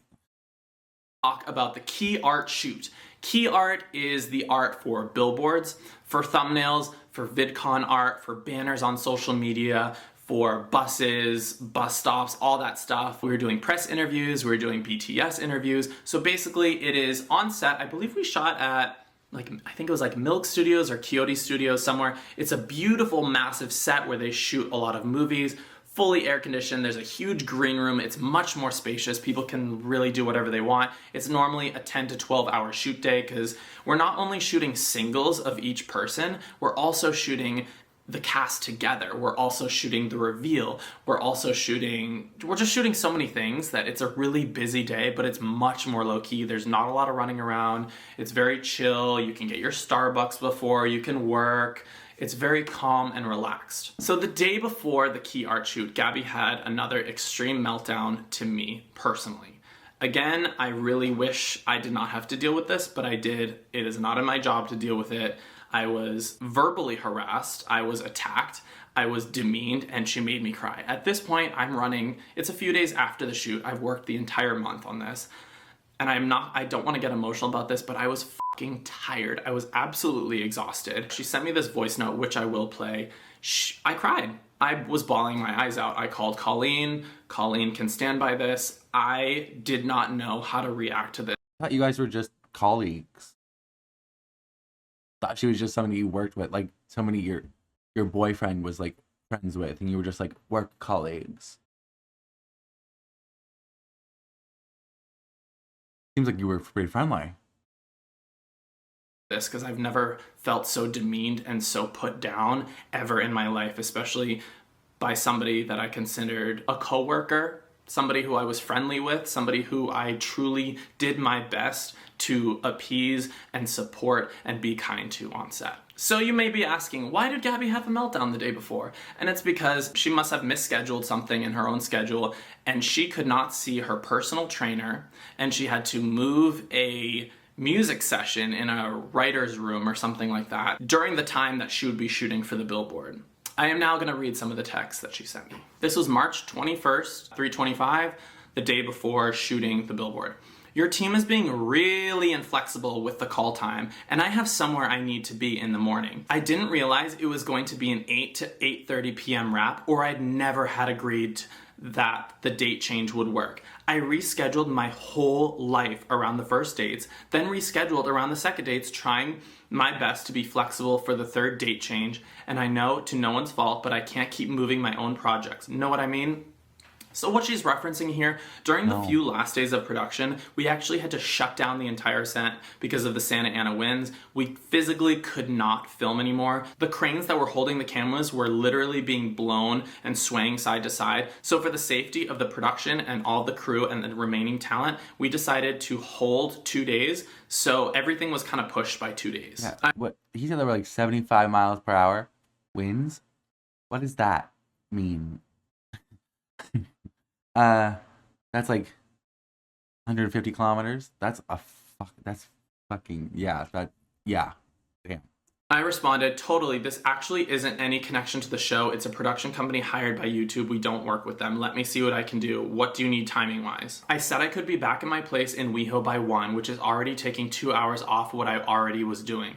They wanted 10:15. I said I can't do that, and they won't move it at all. So she's giving me a window from 8 to 1, I believe. I'm a little confused.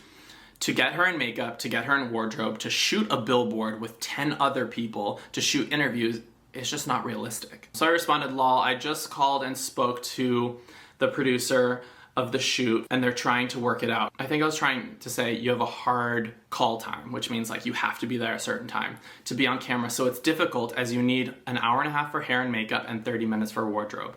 To which we responded, I get dressed in 5 minutes, the fuck. I'm going to leave this for Andrew, which is her agent at CAA, because I have no pull at all here, babe.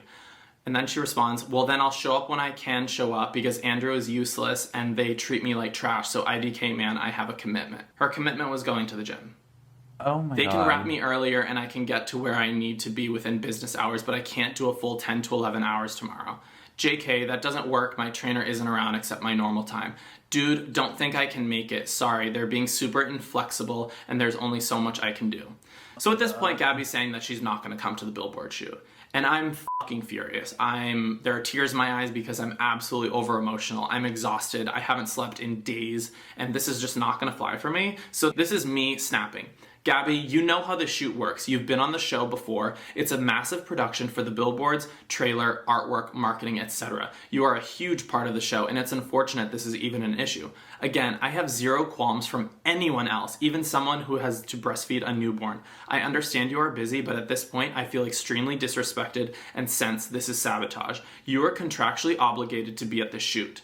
Friendship set aside, I have gone above and beyond to do my best to make things easier for you during production, but I'm at my line. If you'd like to be part of this beautiful marketing with our fellow amazing cast, we look forward to seeing you on set. If not, that's your decision and I'll let YouTube handle this situation moving forward. To which she responds, honestly, Daniel, I asked to come in an hour or two later so I don't ruin the project I'm in the middle of. If you think that's sabotage after you and Joey literally killed me off for wanting healthy meals and standing up for myself when no one was making it happen, I'm just confused, lol. I think there's a lot lost in translation, I respond. Everyone wants you at the shoot. I would love to be able to accommodate pushing a few hours for you, but this isn't possible. It's a domino effect. If we push you, we push every other talent, photographer, editor, etc., costing hundreds of thousands of dollars. It's an annoying part of these massive shows, and I'm sorry it's not really adjustable this late in the game. This is now 7:30 p.m. the night before the shoot. I'm stressing, I'm talking to executives, I'm talking to YouTube, I'm talking to people's lawyers, people's agents. None of this is in my job description, and I'm doing it because I want to fix this issue, and I have direct communication with Gabbie. Okay, so Gabbie then sent me a voice memo, which I will play right now. It's basically reiterating everything, but I just want to show you guys. It's also 3 minutes long. I've never sent a voice note longer than a minute, so the fact that this was even sent is completely deranged. But it's basically reiterating everything that she had said before or what she believes to be true. And now you guys have the facts here and you actually know what the tea is. Honestly, Daniel, I'm reading this and actually chuckling to myself because it's honestly unreal. I have gone above and beyond, and I have sat there for hours in complete full glam when I knew I was not needed that early, and did not get my interviews done, and then had people lie to my agent and say I was refusing to work. That is ridiculous. Now, you guys rescheduled the shoot multiple times, and I have rescheduled my schedule multiple times. I have a conflict. I didn't realize that this was going to be an 8 to 9 hour day. Colleen is saying the same thing. She's freaking out because nobody can understand why this is this long of a day. I'm gonna pause this right here for a sec. She doesn't know that Colleen is one of my best friends.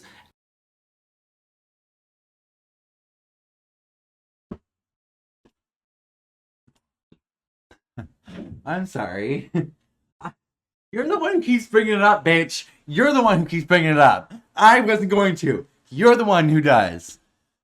Oh, is that so? Do you know that this is still up on your channel, dipshit? Girl, I'm trying to listen to you and take you at your word. And I was on the phone with her. Let's listen to that Colleen again. knows exactly how this is one of my best friends. I'm gonna pause this right here for a sec. She doesn't know that Colleen is one of my best friends. And I was here for a sec. She doesn't know that Colleen is one of my best friends. I'm gonna pause this right here for a sec. She doesn't know that Colleen is one of my best friends. And I was on the phone with her. She doesn't know that Colleen is one of my best friends, and I was on the phone with her. Colleen knows exactly how this shoot works. She's had multiple shows of her own. She's toured the world. She's had a Netflix show. She knows exactly what key art shoots entail, and this was not a non-issue for her. She even brought her assistant Corey with her. He was handling things her whole... Jesus Christ. She dropped him like a bad habit, Mary. Where has he been? Totally forgot about him. For good reason.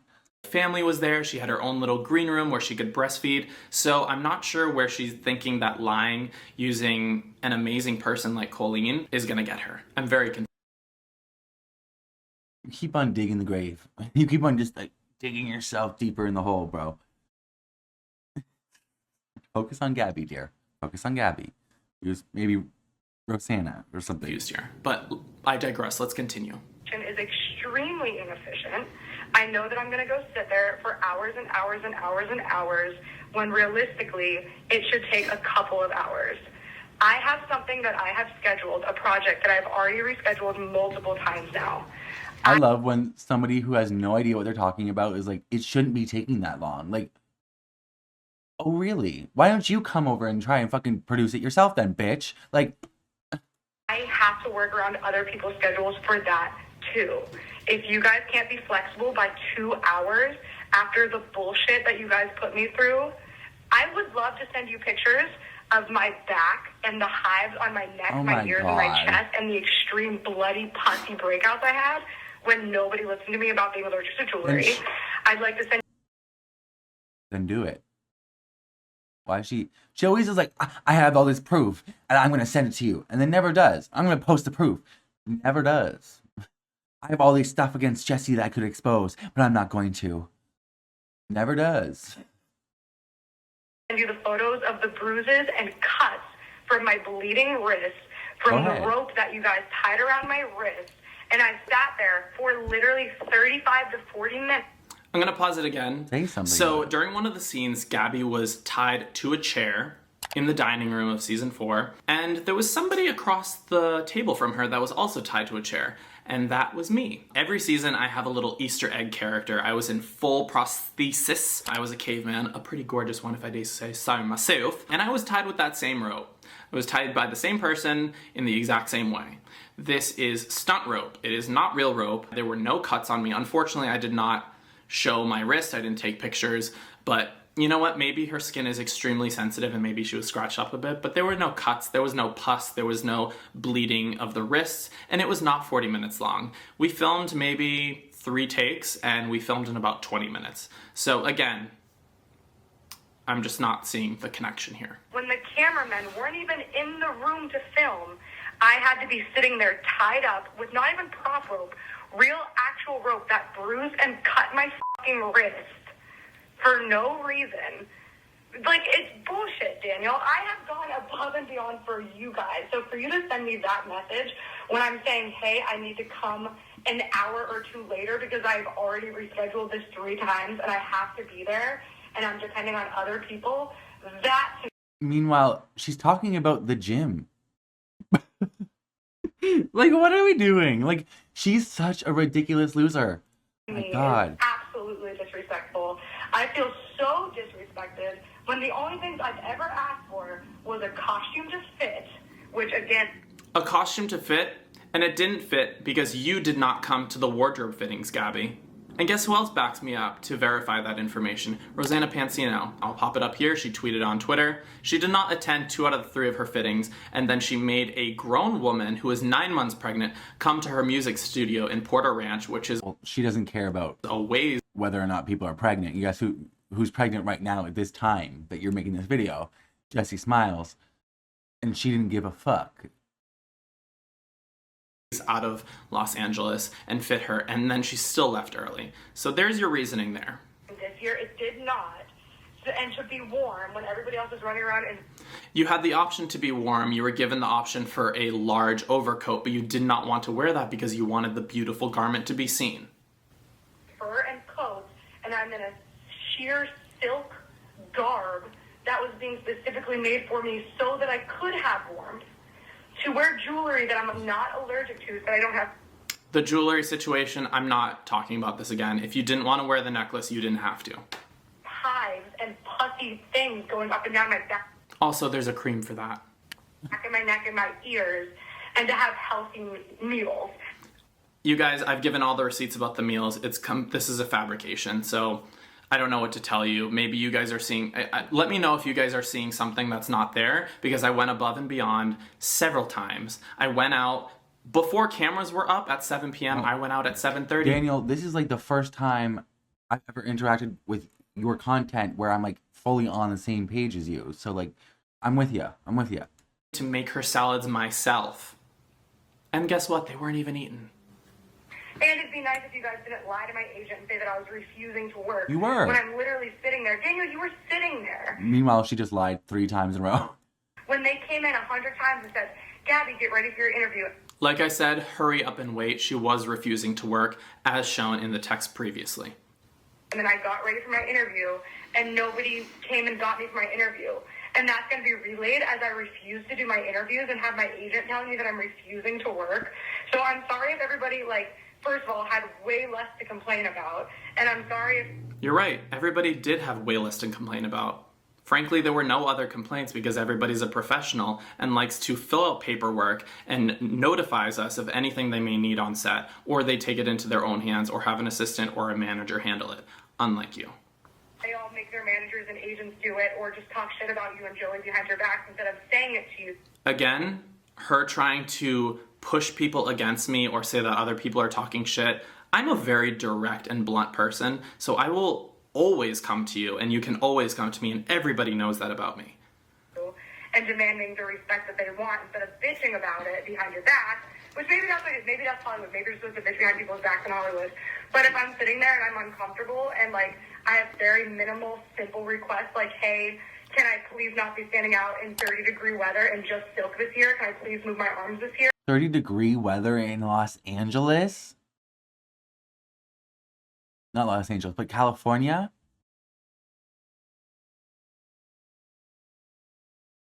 Does it even get to be 30 degrees in California? I'm Canadian, so like,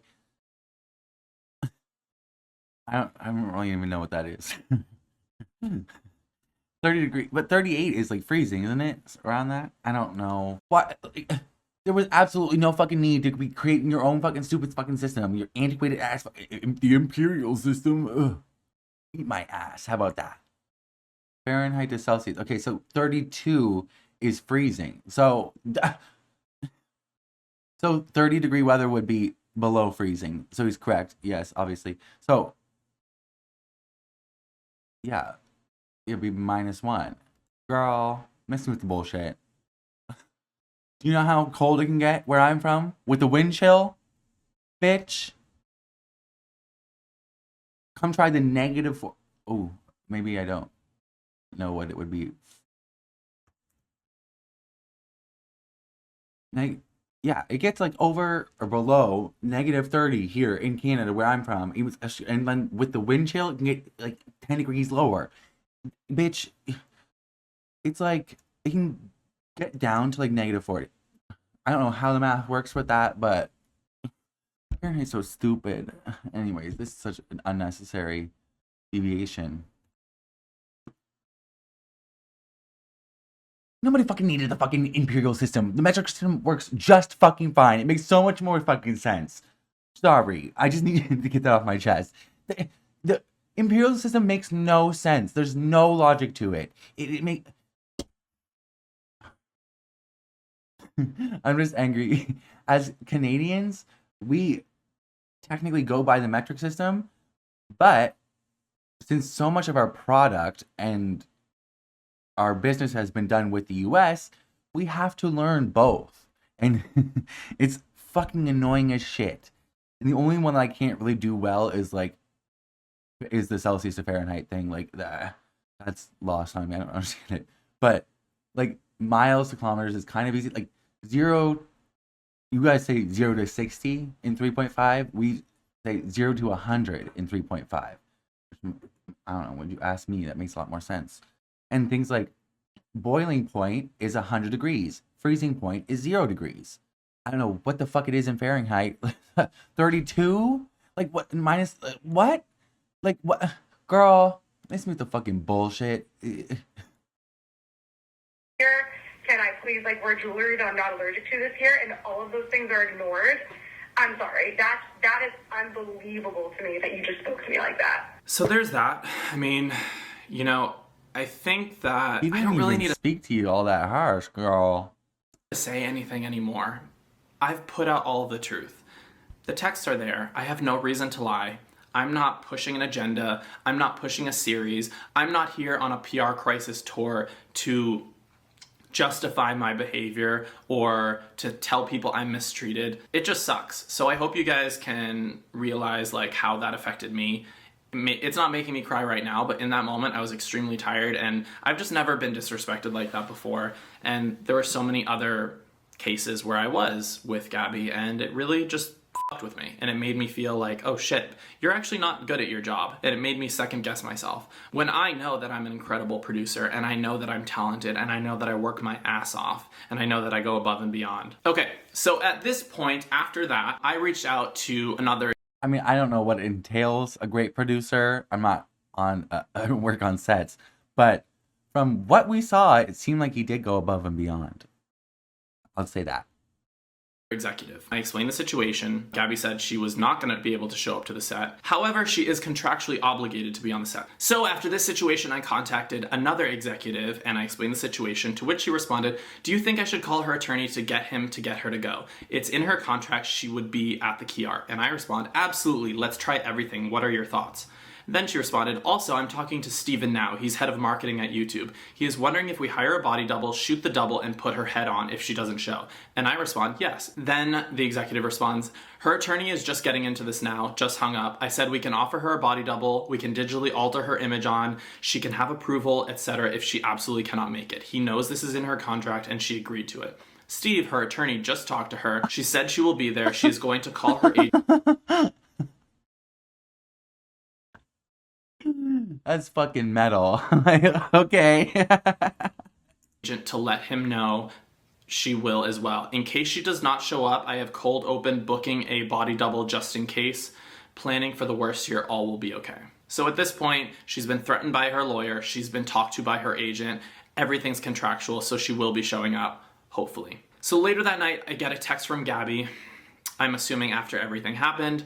"I'm telling you right now that if I snap, no one can say anything to me. I have to eat healthy meals at 1:30 p.m. and another at 7:30, 8 p.m. no matter what we're shooting. I'm on a very strict diet and exercise regimen, and I have to eat in those hours, and it has to be a full, healthy meal with enough calories because those are the only times I eat all day.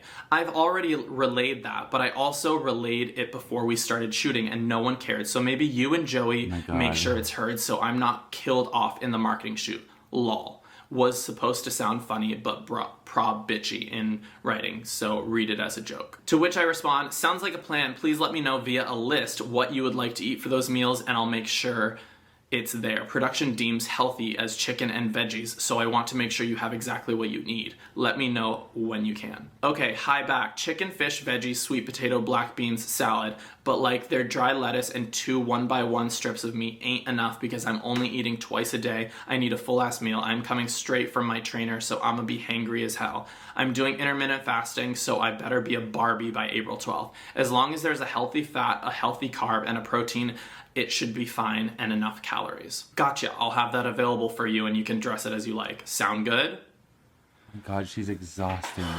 This is completely delusional behavior. I've worked with everybody and I've never met anybody who acts like this. If you want something so specific, Gabbie, you bring it yourself to set. This is not my job to feed you like this. If you're being difficult and you have like this regimen, I don't know, I didn't know if you're a female bodybuilder or what the situation is, take it into your own hands. Like an adult, like the 30-something old woman that you are. So all in all, with a lot of money. You make a lot of money. Well, you made a lot of money back then. Spent that night making her meals again. Unfortunately, I don't have proof of that and I don't have pictures because I never thought I would have to make this video and I never thought I would need to. But as you guys can see, before I did it, and I did it again because I didn't want to have issues. So on the day of the key art shoot, she did show up. Not only did she show up herself, but she brought her disgusting behavior on set. I felt I was like walking on eggshells the entire day. I was complimenting her, wanted to make her feel confident, telling her she looked beautiful, which she did. But the thing is, again, she was making people uncomfortable. This point, we had a massive room. Everybody was spread out a little bit, but makeup was still in its little section.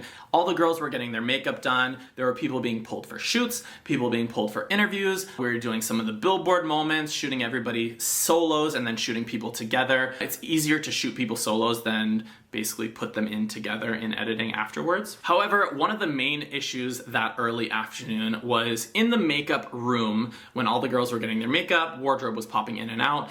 A production assistant, who was this lovely girl, I don't remember her name unfortunately, came in and told Gabbie that they're gonna need her on set in 5 minutes.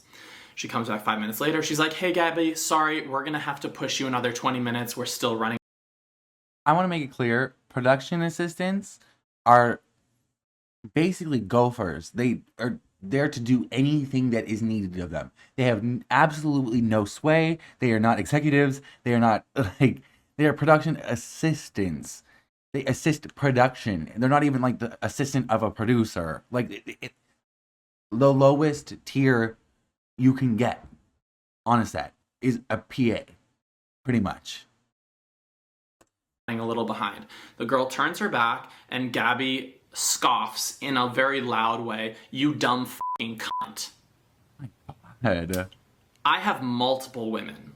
I have multiple people who hurt her. Not only myself, because I was in the room, I have seasoned makeup artists, I have wardrobe artist, Rosanna Pansino was in the room. I'm sure that there were other talents in the room that heard this as well. There is never an appropriate time to use that sort of language to anyone, let alone somebody who's on the crew, somebody who's on the cast, to another woman. It is never appropriate. It is disgusting behavior. It is unprofessional.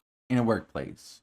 And it truly shows who you are as a person. And I don't think Gabbie even really remembers that, but a lot of other people do, including Rosanna Pansino, myself, multiple makeup artists who are friends of mine, and other crew members and cast members who were in the room at the time. I don't need to name names. It happened. It's a fact. And do with that what you will. At this point, the behavior was exactly the same as it was during the filming week. Gabbie was done about 70 to 80% of her work, and I made the executive decision, as well as other people on the production, to cut her. I said, you know what? We got what we needed for the most part. Let's send her home. So I played it cool. I said, hey, Gabbie, we're done with you. You can actually go home, to which she left. We were not actually finished, but I did not want to continue this treatment to anyone on set. It was just creating a absolute toxic environment, which is it's not cool, and it's not supposed to be the case.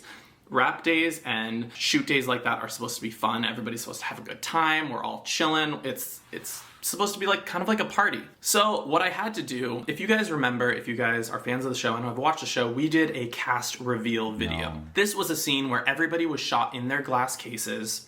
The video, it was kind of like a promo video. I'll pop it in here. And as you can see, Gabbie's character is set way in the back, and her hand and the dress is covering her face. And the reasoning behind that is, that wasn't actually Gabbie. That was Megs Cahill, who is an incredible makeup artist on set. I believe she did Tana and Gabbie a few times. I asked her personally to get into Gabbie's wardrobe, because they were the same height and sizing-ish, and to stand in that box, and she did, thankfully. So that's why we sent Gabbie home, because I knew that she would have an issue with that. We had to stand in the box for like an hour while stills were taken, and Joey walked around and flashed the torch and everything. It was beautiful, but that's the reason why she's set way in the back and her face is being covered. Let's talk about the next 6 to 8 months after the shoot. The show debuted at VidCon July 11th to a fantastic reception. We did press and promo there. It was amazing. Escape the Night is such a moment at VidCon. We're debuting the first episode. Wait, I'm sorry. We have to go back.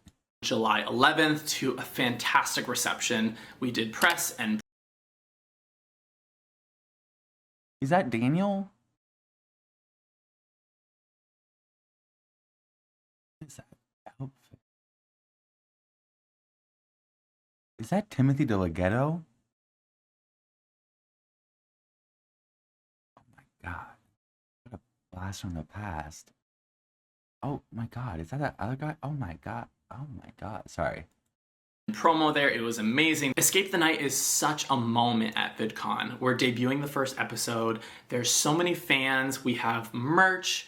We have everybody on stage from cast doing interviews. I actually hosted the on-stage interview with everybody. It was such a fantastic time, and to see all of you guys out there in the crowd was just epic.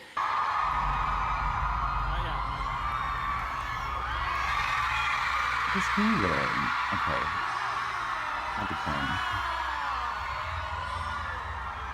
And that right there is that feeling that I love. So I truly was forgetting about all the other bullshit. I set it aside and enjoyed that moment, and it was so great. The show did so well. It was such a fun project, and you guys clearly loved it. I mean, it's done just so well on the platform. So the show debuted July 11th and ran until, I believe, the beginning of September. And then we also had the Escape the Night escape room for the month of August here in Beverly Hills, which was a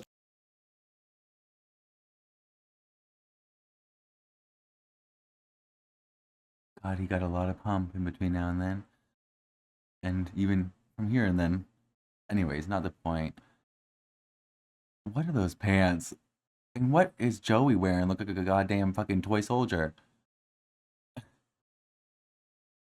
a total blast. So during those months, I really had to watch my behavior. I couldn't speak out on things. I had to walk on eggshells. I was kind, I was warm, I was a friend, and I truly did not feel comfortable speaking up because I did not want my words reflecting on the network or reflecting on Joey or anybody from Escape the Night. So I really just held my tongue about everything, and I was scared to speak up. You know that Gabbie is a very volatile person online. Her reputation does precede her, and I just did not want a part of that. So I played it cool, and I was courteous, and I was me. I was professional. I'm gonna briefly now touch on the home makeover series that I did with Gabbie. You literally were just in my home decorating it for content. So she enlisted me around, I think sometime in the summer. She had just gotten a new house. I pushed it aside for a little bit because I was out of town. And then in September or October, I went in and I designed a space in her living room. Now, this was supposed to be a massive series with other large creators doing a room in Gabbie's house. I'm not gonna name names because I just don't wanna get other people involved, but a dear friend of mine who is a massive DIY and lifestyle channel on YouTube was supposed to do another room, and she just felt extremely uncomfortable with Gabbie's behavior. She did not have any creative control, so she pulled out completely. I was gonna do the same, but I also didn't want to have any backlash from her if I had pulled out. So let's talk about the collab.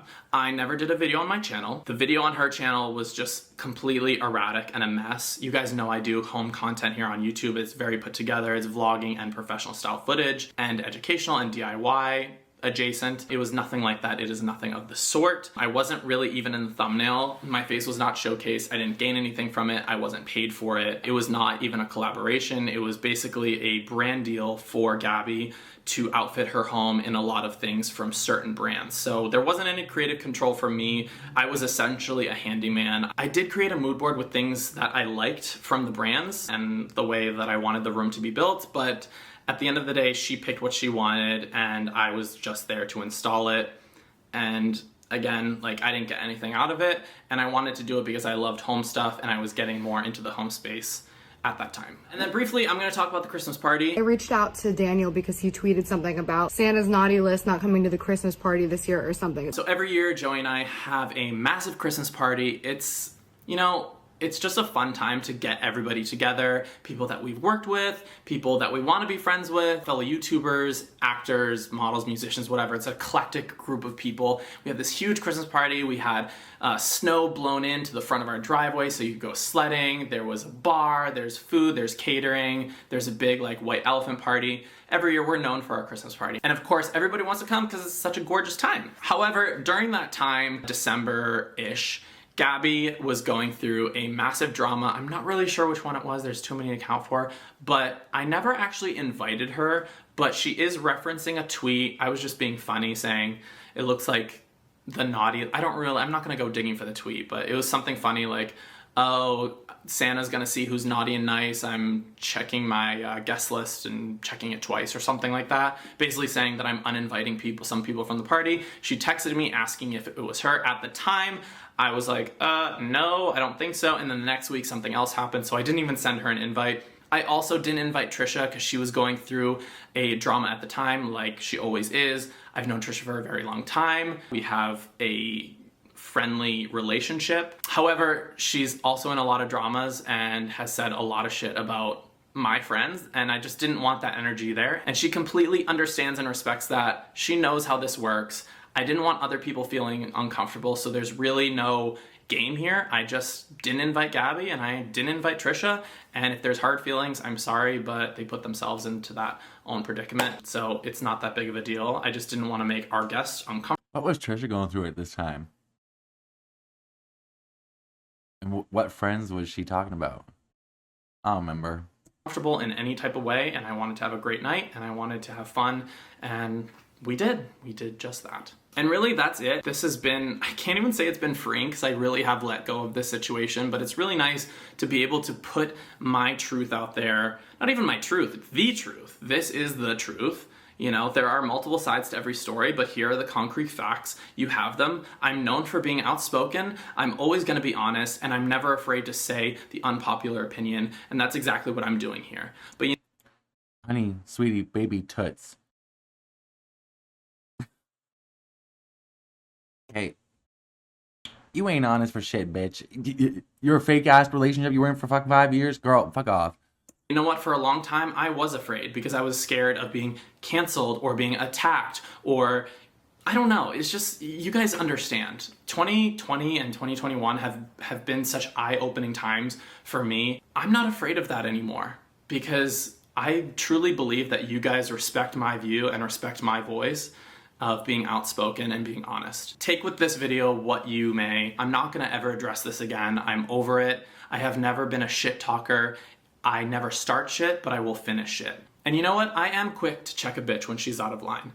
And Gabby, you are extremely out of line. So I know that this video was structured in a way that really hits every single point that Gabby does in her video. And I always truly believe that my words are much stronger than how they can come off on camera. I hope I did a good job at vocalizing everything and explaining every situation and having this be really educational. I'm not trying to drag anyone, I'm not trying to cancel anyone, but I am also not gonna be lied on. And I'm also not gonna have my name be dragged through the mud, and a production company that I work with and my ex and the show. We've worked so hard to create this. We've worked with so many incredible creators, and I don't have any negative stories about anyone else. Yeah, there's been a few like iffy moments here and there. We've worked it out, but nothing that requires this much attention. I did write a little something that I'm gonna share with you guys. It's just a little note to Gabby, and I think that'll really wrap up this video. Dear Gabby, it's unfortunate that you continue to manipulate and use scare tactics in this series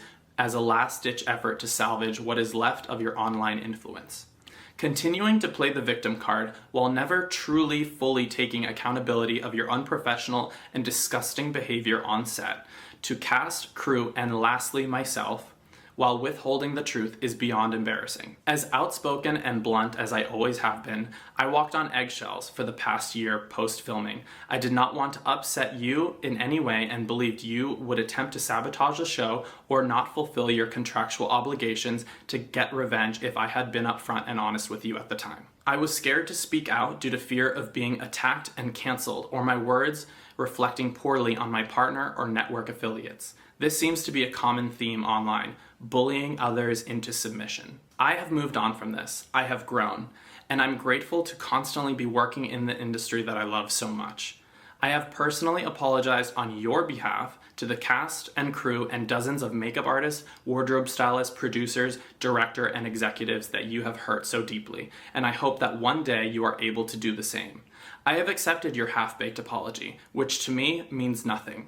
However, your actions will never be forgiven. This is a tough industry, and while I believe you may have some talent, your reputation precedes you, and any chance of a successful future career is shrouded by the narcissistic behavior and burnt bridges of the past. I hope you are able to seek the help you truly need to heal your heart and soul and find happiness in your life. And that's that. I'm not gonna say I hope you guys enjoyed this, but I hope you guys see the truth. Everything's there for you to take as you may. I have nothing left to say anymore. I think that really sums it all up, and I won't be talking about this ever again. However, if I am asked, I'll always give my honest opinion. But yeah. She's got a point. She's an icon. She's a legend, and she is the moment. Now, come on now. I'll see you guys in the next video. Bye.